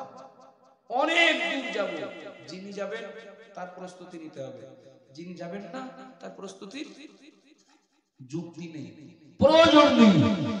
আশরাফ আলী হুজুরের জীবনের এই ঘটনা থেকে আমাদের অনেকটা নেওয়ার আছে, অনেকটা শিক্ষা নেওয়ার আছে, যে হয়তো চেকার কিছু বলবেন না, ওই চেকপোস্টে যদি ধরা পড়ি, ডাঙায় দুনিয়ার কোন চেকপোস্ট হয়তো আমার ধরবে না, ওই জায়গায় তো চিরুনি তল্লাশি হবে। দুনিয়ায় যদি মেশিন খাটিয়ে চেক হয়, একটা সুস পেলে যদি ধরে ফেলে, একটা কয়েন পেলে যদি ধরে ফেলে, তাহলে এটা তো এক রাজ্য থেকে আর এক রাজ্যে যাওয়া, কি এক দেশ থেকে আর এক দেশে যাওয়া হবে, বা যিনি যাবেন তার চেক হবে।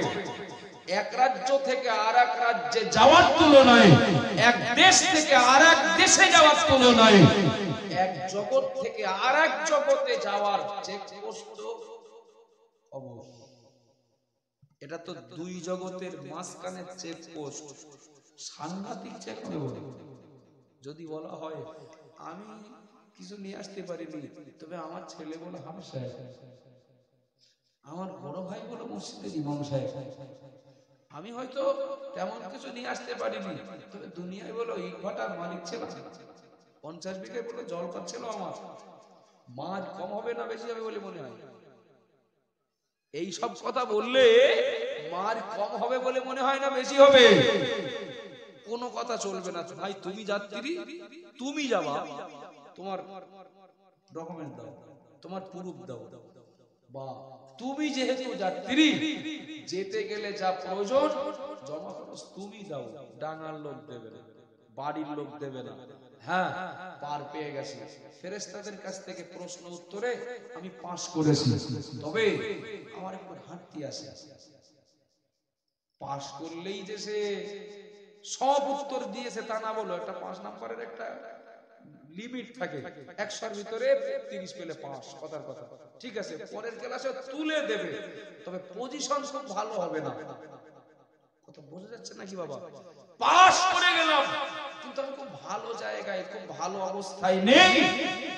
আল্লাহ নবী বললেন, জীবিত কবরবাসীরা ওই মুর্দার জন্য যখন দোয়া পাঠান, সওয়াব পাঠান, কবরবাসী ওটা পান, শুধু পান তাই না, বিস্তিগফারি লাহুম, আল্লাহ মুর্দার কবরের আযাব এই জীবিতদের দোয়ার ওসিলায় maaf করে দেন।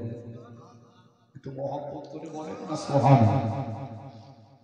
আব্বাজান ভাইরা মনে কি দিন অনেক কথা বলেছি এবং একদম মাপা কথা বলছি।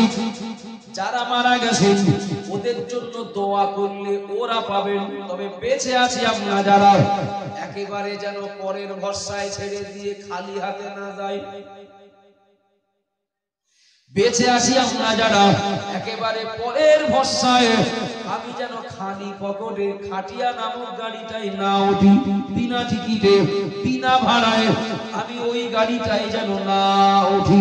আমার প্রশ্ন আমাকেই করা হবে, আমার কৈফিয়ত আমার কাছেই চাওয়া হবে। ও বাবা জিনা মারা, প্রাথমিক অবস্থাতে ওই জায়গায় আমার হয়ে কেউ থাকে না, কেউ থাকবে না। কিছু মনে নেন না, আল্লাহ পাক রব্বুল আলামিন পরিষ্কার জানিয়ে দিলেন, আমার উম্মত আমার উম্মতিরা মনে রাখো, আমার বান্দা বান্দিরা মনে রাখো, আমি আল্লাহ পাক রব্বুল আলামিন বলছি কাল কিয়ামতের দিন ইয়াউমা ইয়াফিরুল মারউ মিন আখিহি ওয়া উম্মিহি ওয়া আবিহি ওয়া সাহিবাতিহি ওয়া বানিহি। মহান আল্লাহ বললেন আমার বান্দা বান্দিরা মনে রাখো, ওই দিনে বাপ বেটাকে চিনবে না, বেটা বাপকে চিনবে না, মা সন্তানকে চিনবে না, সন্তান নিজের মাকে চিনবে না, ভাই ভাইকে চিনবে না, বোন ভাইকে চিনবে না। এই কথাটা মনে করিয়ে দেওয়ার উদ্দেশ্য হলো, ওগো বান্দা বান্দি, এদের চাহিদা মেটাতে গিয়ে তুমি তোমার নিজের প্রস্তুতি নিতে যেন ঘাটতি রেখো না। যাদের জন্য তুমি ঘাটতি করবে কিয়ামতের দিন ওরা বলো তোমায় চিনতেই পারবে না। আছে না নেই বাবা? বাপ সকালবেলা কাজে যাচ্ছেন, সন্ধ্যাবেলা বাড়ি আসছেন, জোহরও পড়েননি আসরও পড়েননি, বিরাট কাজ করছেন, রোজগার করলেন কত? 700 টাকা। একা খাবেন তাই? কথা বলেন না। 700 টাকা কি তার একা লাগবে? না, পরিবারে সবাই আছে। একটু ভেবে বলবেন তো আমার বাপ ভাই বাবু, 700 টাকা রোজগার করলেন, 2 ওয়াক্ত নামাজ কাজা হয়ে গেল, এই 700 টাকা সবাই খাবে? এই 700 টাকা বলো সবাই ভোগ করবে, সবাই ভোগ করবে। কিন্তু এই যে মাঝখানে 2 ওয়াক্ত নামাজ কাজা হয়ে গেল, পাপের ভাগটা কে নেবে? তো যারা এই 700 টাকার ভাগ খাবে, ভোগ করবে, এই 2 ওয়াক্ত নামাজ কাজা হওয়ার পাপের ভাগটা কেন নেবে না? বাপ চালাকি করে যাকাত দিলেন না।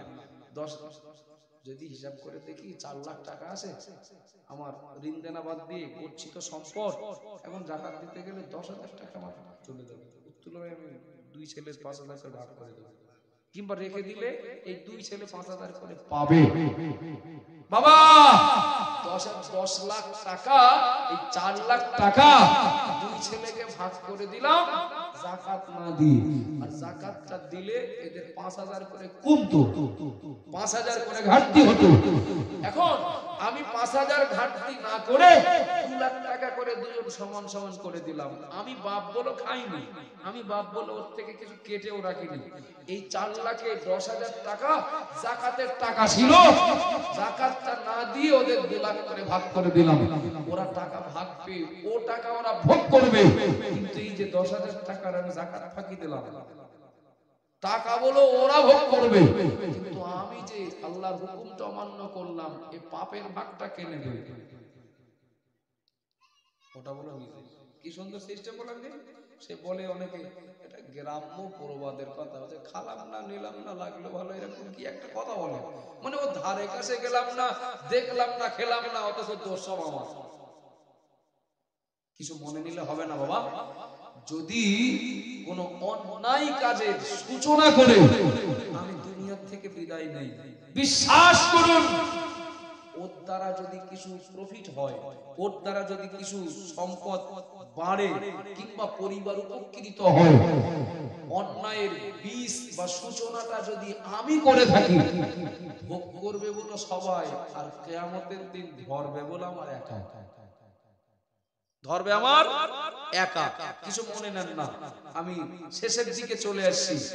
সন্তান দুনিয়াতে বাপ বেঁচে থাকতে কত দেখেছেন, ও শুক্রবারেও নামাজ পড়ে না, বাপ কিচ্ছু না বলে ওই অবস্থায় ও ক্যারাম বোর্ড খেলছে, তাস খেলা করছে, খবরের কাগজ পড়ছে, কি ধরে নেন ও মোবাইলে কিছু দেখছে, বাপ ওই দেখে চলে গেল, ওই দেখে চলে গেল। কিয়ামতের দিন ওই সন্তান আল্লাহর বিচারে যখন জাহান্নামী হবে, আমি একদম নির্ভেজাল তথ্য দিচ্ছি, আমি হাফেজ নই, হাফেজ হলে বলে দিতাম এত পারে, এত সূরা, এত নম্বর আয়াত, তবে যদি প্রয়োজন হয় আমাকে বললে আমি অবশ্যই দেখে দিতে বলি ইনশাআল্লাহ। কিয়ামতের দিন ওই সন্তান যখন জাহান্নামী হবে, আল্লাহ বলবেন তুমি জাহান্নামে চলে যাও, চলে যাও জাহান্নামে, নামাজ পড়ে নি, তাস খেলেছো, মদ খেয়েছো, জুয়া খেলেছো, যাও জাহান্নামে যাও। তখন ওই সন্তান আল্লাহকে বলবে, আল্লাহ আমার বাপ মার একটু ডেকে দেন। একদম জাহান্নামী সন্তানের ভাষা থাকবে এটাই, বাপ মাকে ডেকে দেন। আল্লাহ জিজ্ঞেস করবেন বাপ মার কি দরকার, বলে বাপ মার দরকার তো অবশ্যই, জাহান্নামী আমি হয়েছি, দোষ আমার নাকি? দোষ তোমার বাপ মার, দোষ তোমার বাপ মায়ের, নামাজ পড়তাম না, বাপ কিচ্ছু বলিনি, আমি গান শুনে রাত দুটোর সময় এসে মায়ের কাছে ভাত চেয়েছি, মা কোনো কই পাচ্ছে না। কথা বোঝা যাচ্ছে নাকি? আমি বাপের কাছ থেকে টাকা নিয়ে কখনো লটারি কেটেছি, সরাসরি না হলেও ইশারা ইঙ্গিতে কোন মাধ্যমে আমার বাপ জানতে পেরেছিলেন, কিচ্ছু বলেন। বাপ সেই দিন যদি আমাকে কবজায় নিতেন, শাসন করতেন, ভালো কাজগুলো করতে উৎসাহিত করতেন, অন্যায় কাজ থেকে আমাকে ফেরানোর দায়িত্ব ছিল তোমার বাপের। আমার বাপ দায়িত্ব পালন করেননি, আমার মা দায়িত্ব পালন করেননি, তাই তো জাহান্নামী। সুতরাং আজকে বাপ মাকে রেখে যাব কেন? ওদের সঙ্গে নিয়ে পায়ের তলায় পিষে একসঙ্গে ওদের জাহান্নামে নিয়ে যাব। নাউজুবিল্লাহ বলেন। চলেন ছোট্ট করে একটা পর্যালোচনা। তাহলে আমি আল্লাহর হুকুম না মেনে, নামাজ না পড়ে, রোজা না রেখে, হজের টাকা অনেক খরচ হবে, এই হজ না করে যাদের জন্য আমি আল্লাহর হুকুম অমান্য করলাম, যাদের মুখের দিকে তাকিয়ে, যাদের ভবিষ্যতের চিন্তা করে, ওরা বলো কেউ পাপের ভাগ নেবে না, ওরা কেউ নেবে না। দ্বিতীয়ত, সন্তান আমার পরিবার যদি উল্টো পথে চলে আর আমি গার্জিয়ান হয়ে যদি সেটাকে প্রশ্রয় দেই, উল্টে তাদেরও ও পাপের ভাগগুলো আমি গার্জিয়ান আমার নিতে হবে। আমার কথা বুঝতে অসুবিধা হচ্ছে নাকি? আমি ওদের জন্য, ওদের ভবিষ্যতের জন্য কামাই করতে গিয়ে যদি কিছু করে ফেলি, আমার পাপের ভাগ ওরা নেবে না, ও পাপটা আমার। আবার গার্জিয়ান হিসাবে ওরা ভুল পথে চলছে, আমি যদি সেই জায়গাটায় হস্তক্ষেপ না করি, ওদেরও পাপের খেসারত আমার দিতে হবে। কি সুন্দর সিস্টেম বলেন। আবার যান মায়েরা মনে গেলি, ও মা বোনেরা মনে রাখুন, কিছু মনে রাখলাম, একজন হাফেজ হন, একজন মাওলানা হন, একজন ইমাম হন, আর গ্রামের একজন যতই আল্লাহওয়ালা মানুষ হন, কখনো কোনোদিন 16 আনা নেক আমল নিয়ে কেউ মরতে পারবো বলে বিশ্বাস হয় না। ঘাটতি থাকবেই, ঘাটতি থাকবেই, অভাব থাকবেই, তবে চেষ্টা করে যাওয়া এটা আমাদের দায়িত্ব। যতটা পারি, যতটা গোছানো যায় চেষ্টা করা। তৃতীয় নম্বরে বলবো, দুনিয়ায় যতদিন বাঁচবো আমি সন্তানের হক আদায় করতে হবে, ছেলে মেয়ের হক আদায় করতে হবে, স্ত্রীর হক আদায় করতে হবে। তবে মনে রাখার দরকার যেন এই হক আদায় করতে গিয়ে আল্লাহর হক ছেড়ে না যায়। কেননা ওদের জন্য যদি আল্লাহর হুকুম অমান্য হয়ে যায়, ওরা আমার থেকে ভোগ করবে, কিন্তু আল্লাহর হুকুম অমান্য হওয়ার জন্য যা পাপ জোগাড় হবে এটা বলে ওরা নেবে না। সুতরাং অন্যদের প্রতি হক আদায় করব, দায়িত্ব পালন করব, আমার নিজের জায়গা আগে ঠিক রেখে। কথা বলেন, ঠিক বলছি না ভুল বলছি? এভাবে চললেও চলা যাবে বাবা, না খেয়ে থাকতে হবে না, খোলা আকাশের নিচে থাকতে হবে না। যদি আমি সৎ পথে থাকি, কাজও করব, নামাজটা পড়ব, আমি কাজও করব, রমজানের রোজাটাও রাখবো। সমর্থ আল্লাহ দিয়েছেন, টাকা দিয়েছেন, জীবনে একবার একটু হজ করে আসবো। থাকলে যেতে হবে, না থাকলে যেতে হবে না। শরীয়তের এই বিধানগুলো মেনেও দুনিয়াতে সুখে শান্তিতে জীবন কাটানো যায়। শরীয়তের এই বিধানগুলো মেনেও সন্তানের জন্য ঘর করে দেওয়া যায়। শরীয়তের এই বিধানগুলো মেনেও মেয়েটাকে ভালো জায়গায় পাত্রস্থ করা যায়। চেষ্টা করলে যায় না, যায় না বাবা। তাহলে এক নম্বরে এটা আপনাদের জন্য না, আমার সবার, আমার নিজের, আমার সবার জন্য, আমাদের সবার জন্য এক নম্বরে চেষ্টা করি মরে যখন একদিন যাব, অন্তত অনেক দূর যেহেতু যেতে হবে, গুছিয়ে নেওয়ার মানসিকতা তৈরি করি। পরের প্রতি, পরিবারের প্রতি, সংসারের প্রতি সব দায়িত্ব অবশ্যই পালন করব, তবে আমার নিজের বেডিং বা ব্যাগ গোছানোর কথাটা যেন ভুলে না যায়। 2 নাম্বার, চলে যাওয়ার আগে এমন একটা সন্তান রেখে যায়, এমন কিছু করে মরে যায়, আমি মারা গেলেও অন্তত তাদের থেকে আমার সওয়াব আমার জন্য জারি থাকবে। সুবহানাল্লাহ বলেন। বুঝতে পারিনি মনে হচ্ছে। আমি চেষ্টা করে যাব ওদের হক আদায় করেও অন্তত নিজের প্রস্তুতি জায়গায় মজবুত থাকা। দ্বিতীয়ত, এর পরবর্তী ঘাটতি থাকবে, যতটা দরকার আমি নিয়ে যেতে পারবো না, আপনিও পারবেন না। তাহলে এই ঘাটতি পূরণ করতে গেলে বাড়ি থেকে পাঠাতে হবে। তো পাঠাবে যারা, পাবো যাদের থেকে, এমন কিছু মাধ্যমের সঙ্গে সম্পর্ক রেখে মারা যাব। নবী 3টা আমল বললেন, আমি বেশি ব্যাখ্যা দিতে যাচ্ছি না। 3টা আমল বললেন, ইদা মাতাল ইনসানু ইনকাতা আনহু আমানুহু ইল্লা মিন সালাসাতিন, ইল্লা মিন সাদাকাতিন জারিয়াতিন আও ইলমিন ইউনতাফাউ বি আও ওয়ালাদিন সালিহিন ইয়াদউ লাহু। আল্লাহ নবী বললেন, মানুষ যখন মারা যাবে সব আমল তার বন্ধ হয়ে যাবে। সে নিজে আর নেক আমল করতে পারবে না, তার নিজের আমল সব বন্ধ হয়ে যাবে। 3টা আমল কবরে জারি থাকবে। একটু সুবহানাল্লাহ বলেন, খুশি হয়ে বলেন না বাবা। 3টা আমল কবরে জারি থাকবে। 1 নম্বরে আল্লাহ নবী বললেন, সাদাকায়ে জারিয়া। মসজিদে টাকা দিয়েছি, বেঁচে থাকাকালীন মাদ্রাসায় কিছু টাকা দিয়েছি, মক্তবে দিয়েছি, গরিব অসহায় মানুষের জন্য কিংবা পথচারী গ্রামবাসীদের উপকারের জন্য একটা কল বসিয়ে দিয়েছি, পুকুরে একটা শান দিয়েছি, পথচারী মানুষদের ছায়ার জন্য একটা গাছ লাগিয়েছি। আল্লাহ নবী বললেন, এই কাজগুলো যতদিন দুনিয়ায় থাকবে, মসজিদ যতদিন থাকবে, মাদ্রাসা যতদিন থাকবে, ওই গাছটা যতদিন থাকবে, পুকুরের শান যতদিন থাকবে, কল যতদিন পানি দেবে, আমার আল্লাহ মুর্দার কবরে সওয়াব পাঠাতে থাকবেন। সুবহানাল্লাহ করে বলেন না। আও ইলমিন ইউনতাফাউ বি, এমন জ্ঞান দুনিয়ায় রেখে যাওয়া। মনটাই ভাব মনোযোগ দিলে আমারও কষ্ট লাগবে, আপনাদেরও বসে থাকাটা বেকার হবে। আও ইলমিন ইউনতাফাউ বি, আল্লাহ নবী বললেন, এমন জ্ঞান দুনিয়ায় রেখে যাওয়া। সহজ কথায়, যে জ্ঞানের দ্বারা দ্বীনের উপকার হয়, ইসলামের উপকার হয়। ও বাবাজিরা, ভাইরা, মনে রাখুন, কোরআন জানি, আরেকজনকে শিখিয়েছি। আমি নামাজ পড়তে জানি, দোয়া দরুদ সূরা কিরাত, তাতে দরুদ, দোয়া, মাসুরা, রুকু, তাসবিহ, সিজদা, তাসবিহ সব জানি।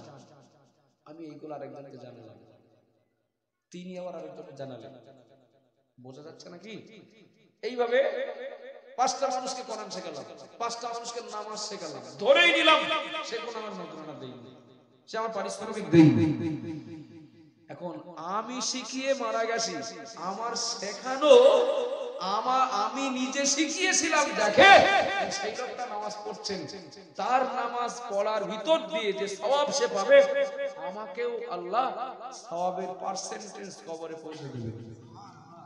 কাউকে কোরআন শিখিয়ে কবরে গেলাম, এখন সে কোরআন পড়লে সওয়াব হবে তো, তার ওই সওয়াবের কাজটা বা সওয়াব জোগাড়টা সে করতে পারছে আমি শিখিয়েছিলাম বলেই।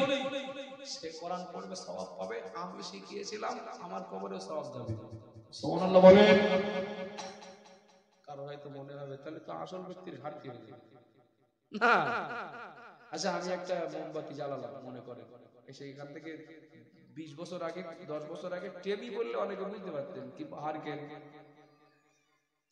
তো আমি এখানে মনে করেন মোমবাতি জ্বালালাম একটা, সবার কাছে মোমবাতি আছে, সবাই আমার থেকে একটু একটু করে ধরিয়ে নিলেন, তাহলে আগুন কতটা কমবে? কমবে না? কমবে না। ও সবাই উপকার পাবে, কিন্তু আমার যা ছিল আল্লাহর ভান্ডার তো কম নেই। সুতরাং এমন কিছু শিক্ষা দুনিয়ায় যদি বিতরণ করে যেতে পারে, তাহলে মারা গেলেও তারা নেকির কাজ করবে। আর আমি এর ব্যবস্থা করেছিলাম, নিজে পড়িয়েছিলাম, কখনো না পড়ানোর যোগ্যতা নেই, কিন্তু যারা পড়াচ্ছিল ওদেরকে সাহায্য করেছিলাম। কেউ ডাইরেক্ট পড়ায়, কেউ হ্যাঁ ভাই তুমি পড়াও, তোমার টাকাটা আমি দেবো। হয় না? হয় না? হয়তো এটা কেউ নিজে নিজে মাস্টার হয়ে পড়ান, আর কেউ মাস্টারের ওই পড়ানোর পারিশ্রমিকের একটা পার্সেন্টেজ দেন, ভাগ দেন। এটাও কিন্তু পড়ানো। কথা বলেন না? 3 নম্বরে নবী বললেন ওয়ালাদিন সালিহিন ইয়াদউ লাহু, এমন সন্তান যদি দুনিয়ায় রেখে মরতে পারো, যে সন্তান তোমার জন্য দোয়া করবে, সন্তানের এই দোয়া, এই সওয়াব আল্লাহ কবরে জারি রেখে দেবে। একটু মহব্বত করে বলেন। সন্তান দোয়া করবে, সন্তানের দোয়া এই সওয়াব, কোনো মাধ্যম লাগবে না, মুর্দার কবরে আল্লাহ পৌঁছে দেবে। আর একটু বলুন সুবহানাল্লাহ। বেশিরভাগ সন্তানেরা দোয়া করে, এখনো গ্যারান্টি দিচ্ছে। একটু আশপাশটা ঘুরে আসেন, দেখেন 2-10 জনের শিওর পাবেন ওরা সে দোয়ায় হাত তুলেছে, কখন তার ঠিক নেই, আর হাত নামাবে ইয়া নবী শুরু হলি তাই। কি দোয়া করছে বলেন? মোবাইলটা হাতে নিয়ে, মানে মোবাইলটা নিয়ে ফ্রি ফায়ার খেলুক আর পাবজি খেলুক, হাত তুলতে হবে না নামিয়ে রাখলে হবে? হাত তুলতে হবে না নামিয়ে রাখলে হবে? তুলতে হবে তো। ওরা দোয়া করছে, ওরা দোয়া করবে, তবে সওয়াব যাবে না পাপ যাবে, এই জায়গাটা বলো বিরাট সন্দেহ থেকে যাবে। প্রত্যেকটা বাপের, প্রত্যেকটা মায়ের উচিত মৃত্যুর পরে, এমনি তো আমি যা দরকার নিয়ে যেতে পারবো না, আমার নিজের ঘাটতি থাকবে, উল্টে সন্তানদের পাপ যেন আবার আমার ঘাড়ে না চাপে। বড় আমি মরে যাব আর এমন সন্তান দুনিয়ায় রেখে যাব, হাফেজ হতে হবে এটা বাধ্যতামূলক না, ওর মওলানা হতে হবে এটা বাধ্যতামূলক না, ওর মুফতি হতে হবে এটা বাধ্যতামূলক না, অন্তত তার কারণে আমার যেন বিপদে না পড়তে হয়, আর সে যেন আমার জন্য একটু দোয়া করতে পারে। এইভাবে চলতে থাকলে আল্লাহ চাইলে ঘাটতি পূরণ হয়ে যাবে। সুবহানাল্লাহ বলেন, একটু খুশি হয়ে বলেন না। যদি আমি বিরাট সদকায়ে জারিয়ায় অংশ নিতে নাও পারি, আমি যদি কাউকে দ্বীন শিক্ষা বিতরণ করতে নাও পারি, বাবা প্রত্যেকের সন্তান, প্রায় প্রত্যেকের সন্তান আছে না নেই? আছে তো। এখন ওদেরকে যদি একটু ধর্ম পথে রেখে যেতে পারি, তাহলে ওরা দোয়া করবে, হুজুরের দোয়া মিস হলেও ওদের দোয়া মিস হবে না। সুবহানাল্লাহ বলেন, একটু খুশি হয়ে বলেন না। রজবালি হুজুর আর মঈদ হুজুর হোক, আর বসিরহাট আর ফুরফুরার আজমির কিংবা কোন দরবারের কোন হুজুর হোক, এই দোয়া মিস হতে পারে, কবুল নাও হতে পারে, কিন্তু সন্তান দোয়া করবে বাপের জন্য, এ দোয়া, মায়ের জন্য দোয়া বেকার হবে না, ডাইরেক্ট কবুল হয়ে যাবে। একটু খুশি হয়ে বলেন না বাবা।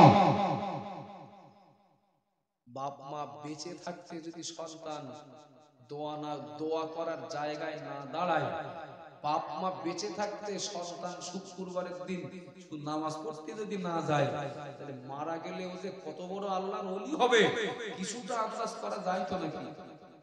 কিছুটা আন্দাজ করা যায়। বাপ মায়ের দায়িত্ব সন্তানের চলার পথ নির্ধারণ করে দেওয়া। ছোট বাচ্চা বোঝে না তো, ও জানে না তো, ওকে শিখিয়ে দাও।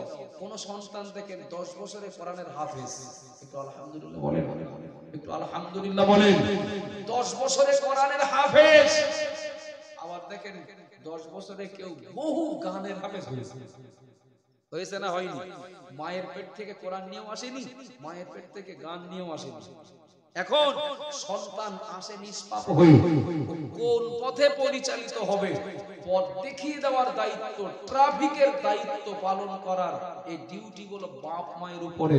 বাপ মা সন্তানের যেদিকে পথ দেখাবে সন্তানগুলো সেই পথে যাবে। এই যাস না ওদিকে, ফিরে আয়। ও দুনিয়ার কারণ কথা না শুনলেও বাপ মায়ের চোখ রাঙানো ও শুনতে বাধ্য। ভুল বলছি নাকি আমি? একটু কথা বলেন না বাবা। এখন আমরা যদি এই প্রশিক্ষকের জায়গায় দুর্বল হই, কঠিন ক্ষেত্রের সময় আমাদের সন্তানগুলো দোয়া করবে, দোয়াকারী হবে আমাদের বিনা প্রচেষ্টায়, আমি অন্তত বিশ্বাস করি না। আমি বিশ্বাস করি না যে বাপ মা করা না হলে, বাপ মা কঠোর তদারকি না করলে এমনি এমনি ওরা সব আল্লাহর ওলি হয়ে যাবে। আমি বিশ্বাস করি। আব্বা জান মারা মনে করি, ওগো মা বোনেরা মনে রাখুন, আব্বা মায়ের প্রভাব সন্তানের উপরে পড়ে। ঠিক বলছি না ভুল বলছি? বিশ্বাস করুন। বাপ মা নামাজ পড়ছে, দেখেন ও কিচ্ছু জানে না, ন্যাংটায় ঘুরে খেলাধুলা করছিল, ও এসে দেখে বাপ নামাজের পাটিতে দাঁড়িয়ে, মা নামাজের পাটিতে দাঁড়িয়ে, বড় মুসলিম এসে দাঁড়িয়ে গেল পাশে। কিচ্ছু জানে না বলো। বাপ যেরকম করে হাত বেঁধেছে, মা যেরকম করে হাত বেঁধেছে, ওইভাবে হাত বেঁধে ঠোঁট নেড়ে পারে। এক এক রাকাতে এক খতম করার পরে কি দেখি ঠোঁট তো বন্ধ হয় না মনে। সালাম ফিরিয়ে দোয়া করে নামাজ পড়তে চলে, আবার খেলা করতে চলে গেল।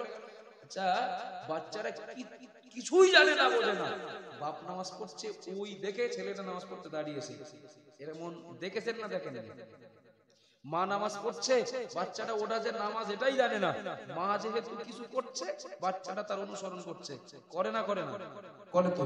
এইবার একটু বলেন দিন, নিষ্পাপ বাচ্চাটা যদি দেখে আমার বাপের দিন এক বান্ডেল করে বিড়ি লাগে, নিষ্পাপ বাচ্চাটা যদি দেখে আমার বাপ মদ খায়, নিষ্পাপ বাচ্চাটা যদি দেখে আমার বাপ লটারি কাটে, ও প্রভাবটাও এর উপরে পড়বে না? পড়বে না? পড়বে না বাবা? নিষ্পাপ বাচ্চাটা যদি দেখে আমার মা এর কথা ওর সঙ্গে লাগিয়ে পাড়ায় অশান্তি সৃষ্টি করে, আমার মা বেপরদায় ঘোরে, মাথায় কাপড় দেয় না, আমার মা আমার দাদা দাদির সঙ্গে ভালো ব্যবহার করে না, ছোট বাচ্চাটার উপরে এর প্রভাব পড়বে না? পড়বে না? পড়বে তো। সুতরাং আমাদের লাভের জন্য আর এক ওকে জাহান্নাম থেকে বাঁচানোর জন্য আমাদের একটু দায়িত্ব নিতে হবে বাবা। দুনিয়া থেকে চলে যাওয়ার আগে দুটো সন্তান অন্তত কমপক্ষে একটা টার্গেট দুটোই থাক, যে ওরা হাফেজ মাওলানা মুফতি কারি না হলেও দোয়াটা যেন করতে পারে, সেই জায়গায় ওদেরকে রেখে কবরে যাওয়া। তাহলে কবে জলসা হবে ওই অপেক্ষায় থাকতে হবে না। নিজের সন্তানের কাছ থেকে বাপ মা দৈনিক 5 বার করে নির্ভেজাল দোয়া পাবে। মহব্বত করে বলেন তো। সন্তান দোয়াটা যে করবে, সন্তানকে তৈরি করে দেওয়ার দায়িত্বটা বলো বাপের, দায়িত্বটা বলো মায়ের। বাপের তুলনায় মার দায়িত্বটা বেশি। আব্বা জান মারা মনে রাখুন, মা বোনেরা মনে রাখুন, বাপ মায়ের তদারকির জন্য কত সন্তান আল্লাহর ওলি। কথা বলেন ঠিক বলছি না ভুল বলছি? বড় পীর আব্দুল কাদের জিলানী, খাজা মাইনুদ্দিন চিশতি, ফুরফুরার পীর মুজাদ্দিদুজ জামান, মুসিরাতের আল্লামা, আরো অন্যান্য খলিফারা, দাদা পীরের খলিফা ভক্ত মুরিদানেরা, এরা যারা ইন্তেকালের পরেও আমাদের কাছে স্মরণীয়। বিশ্বাস করুন, সন্তান আল্লাহর ওলি, কেউ আল্লাহর প্রিয় মাহবুব বান্দা, তার ওলি হওয়ার পিছনে তার নিজের খেদমতের, নিজের মেহনতের তুলনায় আব্বা মায়ের ভূমিকাটা অনেক গুরুত্বপূর্ণ ছিল। কথা বলেন ঠিক না বল? কেউ আল্লাহর ওলি, তার বিগত জীবন ইতিহাস পড়ে দেখুন, আব্বা মায়ের বিরাট ভূমিকা ছিল তার পিছনে। ওলি হওয়ার জন্য এটা অত্যন্ত সহজ হয়ে গেছে। একটু সুবহানাল্লাহ বলেন। আর কেউ ওলি হবে না নাফরমান বান্দা তৈরি হবে, এটা তো ভিত তৈরি হয় ছোটবেলা থেকে। বড় পীর আব্দুল কাদের জিলানী রাহমাতুল্লাহ আলাইহি, ও বাবা জিনা মারা, তিনি বাগদাদের মাদ্রাসায় পড়তে যাবেন, এমন সময় মা জননী কিছু টাকা জামার সঙ্গে সেলাই করে দিয়েছেন। ওগো আমার ছেলে, ও আমার বেটা, মাদ্রাসায় গিয়ে হুজুরকে বলে সেলাই করে টাকাটা বার করে দিতে। ছোট মানুষ যাবেন কার সঙ্গে? সঙ্গী পাচ্ছেন না। দেখলেন কিছু লোক বাগদাদে যাবেন, ইরাকের জিলান শহর থেকে কিছু লোক বাগদাদে যাবেন। মা উম্মুল খায়ের মা ফাতেমা সিদ্ধান্ত নিলেন এদের সঙ্গে পাঠিয়ে দিই, এরাও যেখানে যাবে আমার বেটা ওই জায়গায় যাবে। আপনারা একটু আমার ছেলেটাকে নিয়ে যাবেন, তা যা গেলে অসুবিধা কি। ওদের সঙ্গে ছোট্ট বাচ্চা আব্দুল কাদের মাদ্রাসার পথে। প্রতিমধ্যে ডাকাত দল আটকে দিল, ডাকাত দল আটকে দিল। ওই কাফেলা ওদেরকে দাঁড় করিয়ে এবার চিরুনি তল্লাশি চলতে লাগলো। কার কাছে কি আছে, টাকা আছে না সোনা আছে, কি সম্পদ আছে। ও বাবা জিরা ভাইরা মনে রাখুন, ডাকাত দল যখন এই কাফেলাকে আটকে দিল, কেউ সত্য 50% সত্য বলল, 50% মিথ্যা বলল। কেউ বা মনে করেন 4 আনা মিথ্যা বলল, 12 আনা সত্য বলল। কেউ 12 আনা সত্য বলল, 4 আনা মিথ্যা বলল। কেউ পুরোপুরি মিথ্যা বলল। ছোট বাচ্চা ডাকাত দলের সরদার আব্দুল কাদের জিলানী সামনে দাঁড়াতেই আব্দুল কাদের জিলানী বললেন, আমার কাছে চেক করতে হবে না, আমি বলছি আমার কাছে 40টা দিরহাম রয়েছে। একটু সুবহানাল্লাহ বলেন, একটু মহব্বতে বলেন না। আমার কাছে চেক করতে হবে না, আমার কাছে 40টা দিরহাম আছে। কি মুদ্রা আছে? ডাকাত দলের লিডার জিজ্ঞাসা করলেন, বেটা কেউ সত্য কেউ মিথ্যা, কেউ সত্য মিথ্যা মিশিয়ে বলল। আর তুমি তো বলতেও পারতে আমি ছোট মানুষ, আমার কাছে কিছু নেই। তুমি যে কথাটা স্বীকার করলে, তুমি কি জানো না আমরা ডাকাত? এই সংবাদ পেলে আমরা কেড়ে নেব, নিয়ে নেব। বড় পীর হুজুর বললেন, আমার কাছে এই টাকার তুলনায় আমার মায়ের কথার দাম বেশি। সুবহানাল্লাহ বলেন, একটু মহব্বতে বলেন না। আমার মায়ের কথার দাম বেশি, কেন না আমার মা জননী আমাকে বলেছেন, বেটা যতই বড় বিপদে পড়ো, খবরদার জীবনে কোনোদিন মিথ্যা কথা বলো না। সুবহানাল্লাহ বলবেন না? আমার মায়ের হুকুম, মিথ্যা কথা বলো না জীবনে, যত ক্ষতি হোক। এখন আমি যদি বলি আমার কাছে টাকা নেই, টাকা কটা বাঁচবে, কিন্তু মায়ের কথাটা অমান্য হয়ে যাবে। আমার কাছে আমার এই টাকাগুলোর তুলনায় আমার মায়ের কথা অনেক দাম।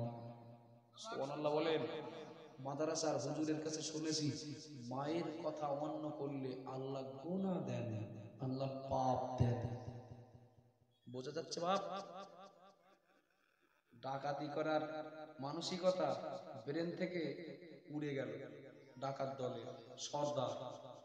আমরা এতদিন ধরে ডাকাতি করি, এতদিন ধরে কত লুটপাট করি, আমাদের তো কোনোদিন মনে হয়নি আল্লাহ আমাদের পাপ দেবে, আল্লাহ আমাদের গোনা দেবে। এইটুকু বাচ্চা, এই কি উন্নত মানসিকতা। মা বলেছেন মিথ্যা বলো না, মায়ের কথা বন্ধ করলে আল্লাহ পাপ দেবে। আমার কাছে টাকা, টাকার তুলনায় আমার মায়ের কথার দাম বেশি।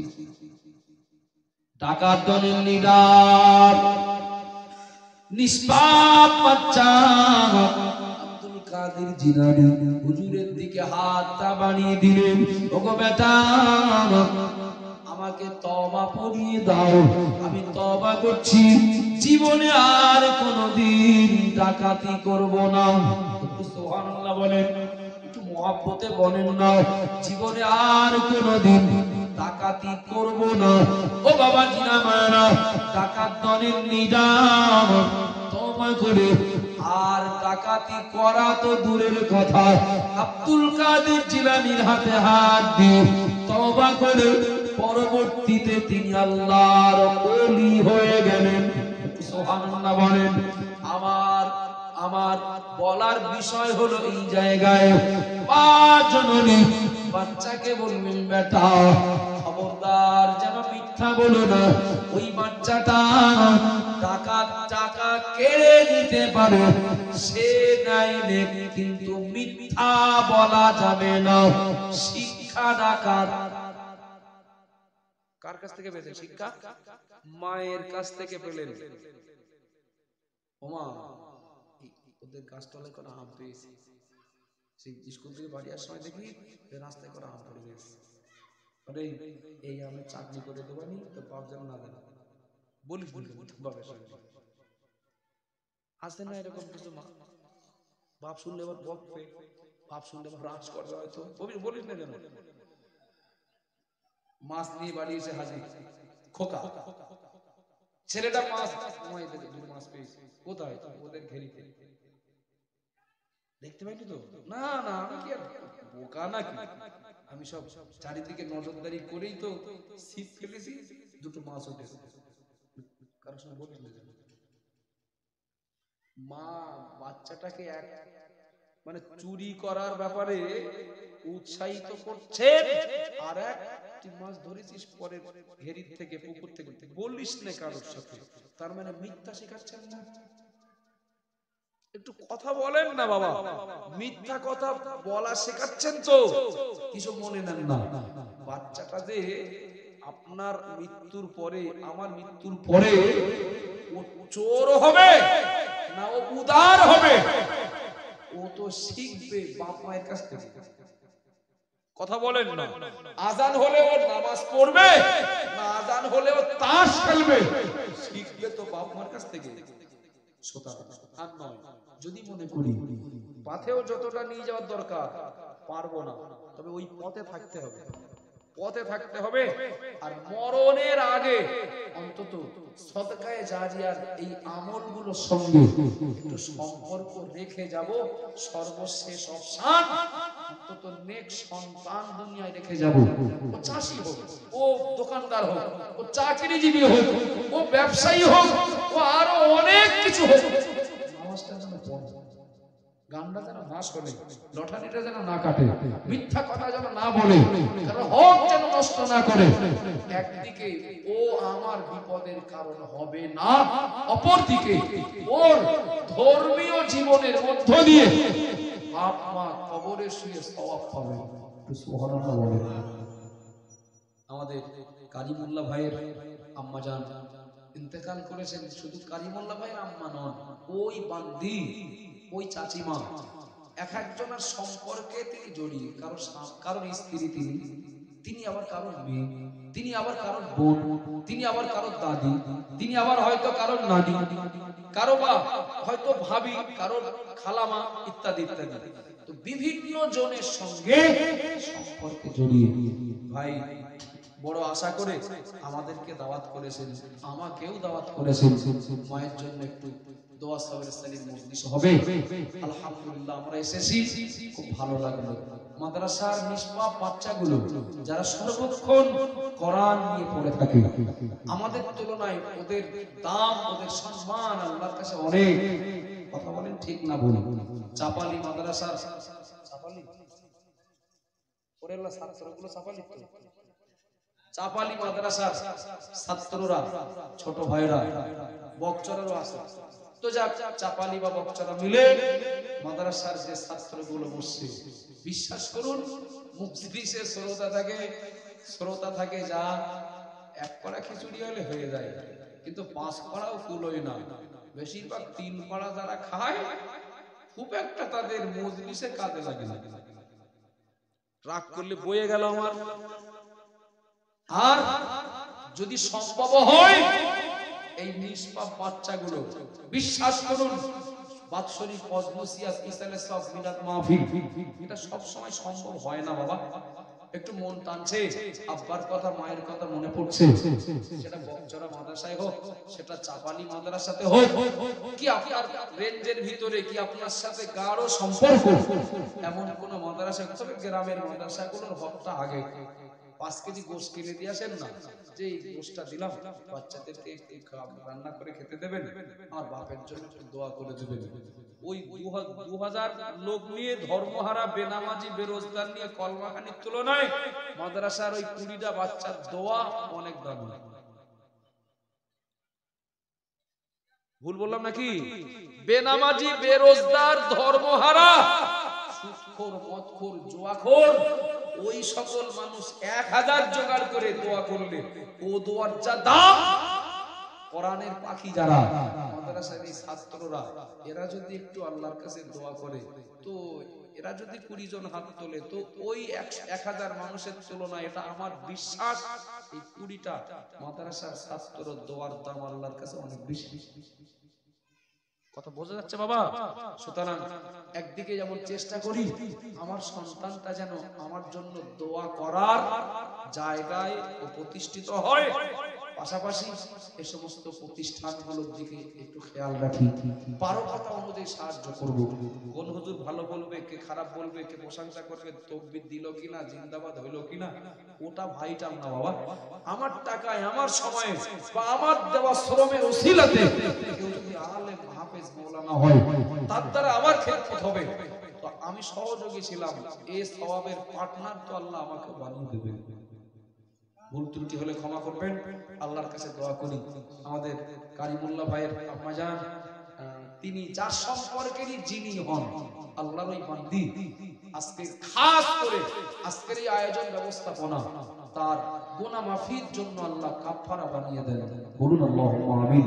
একটু মহব্বতে বলেন আল্লাহুম্মা আমিন। ওই পরিবারে আরো যারা কবরবাসী, আল্লাহ সকল কবরবাসীদের জন্য আজকের এই মজলিসটাকে নাজাতের ওসিলা বানিয়ে দেন। আরো মহব্বতে বলেন আল্লাহুম্মা আমিন। আমার অত্যন্ত প্রিয় মোহতারাম ভাই মাওলানা জাকির হোসেন সাহেব, তিনি এসেছেন মুফতি রজব আলী সাহেব হুজুরের। Thank you for watching this video. Like, comment, share and subscribe.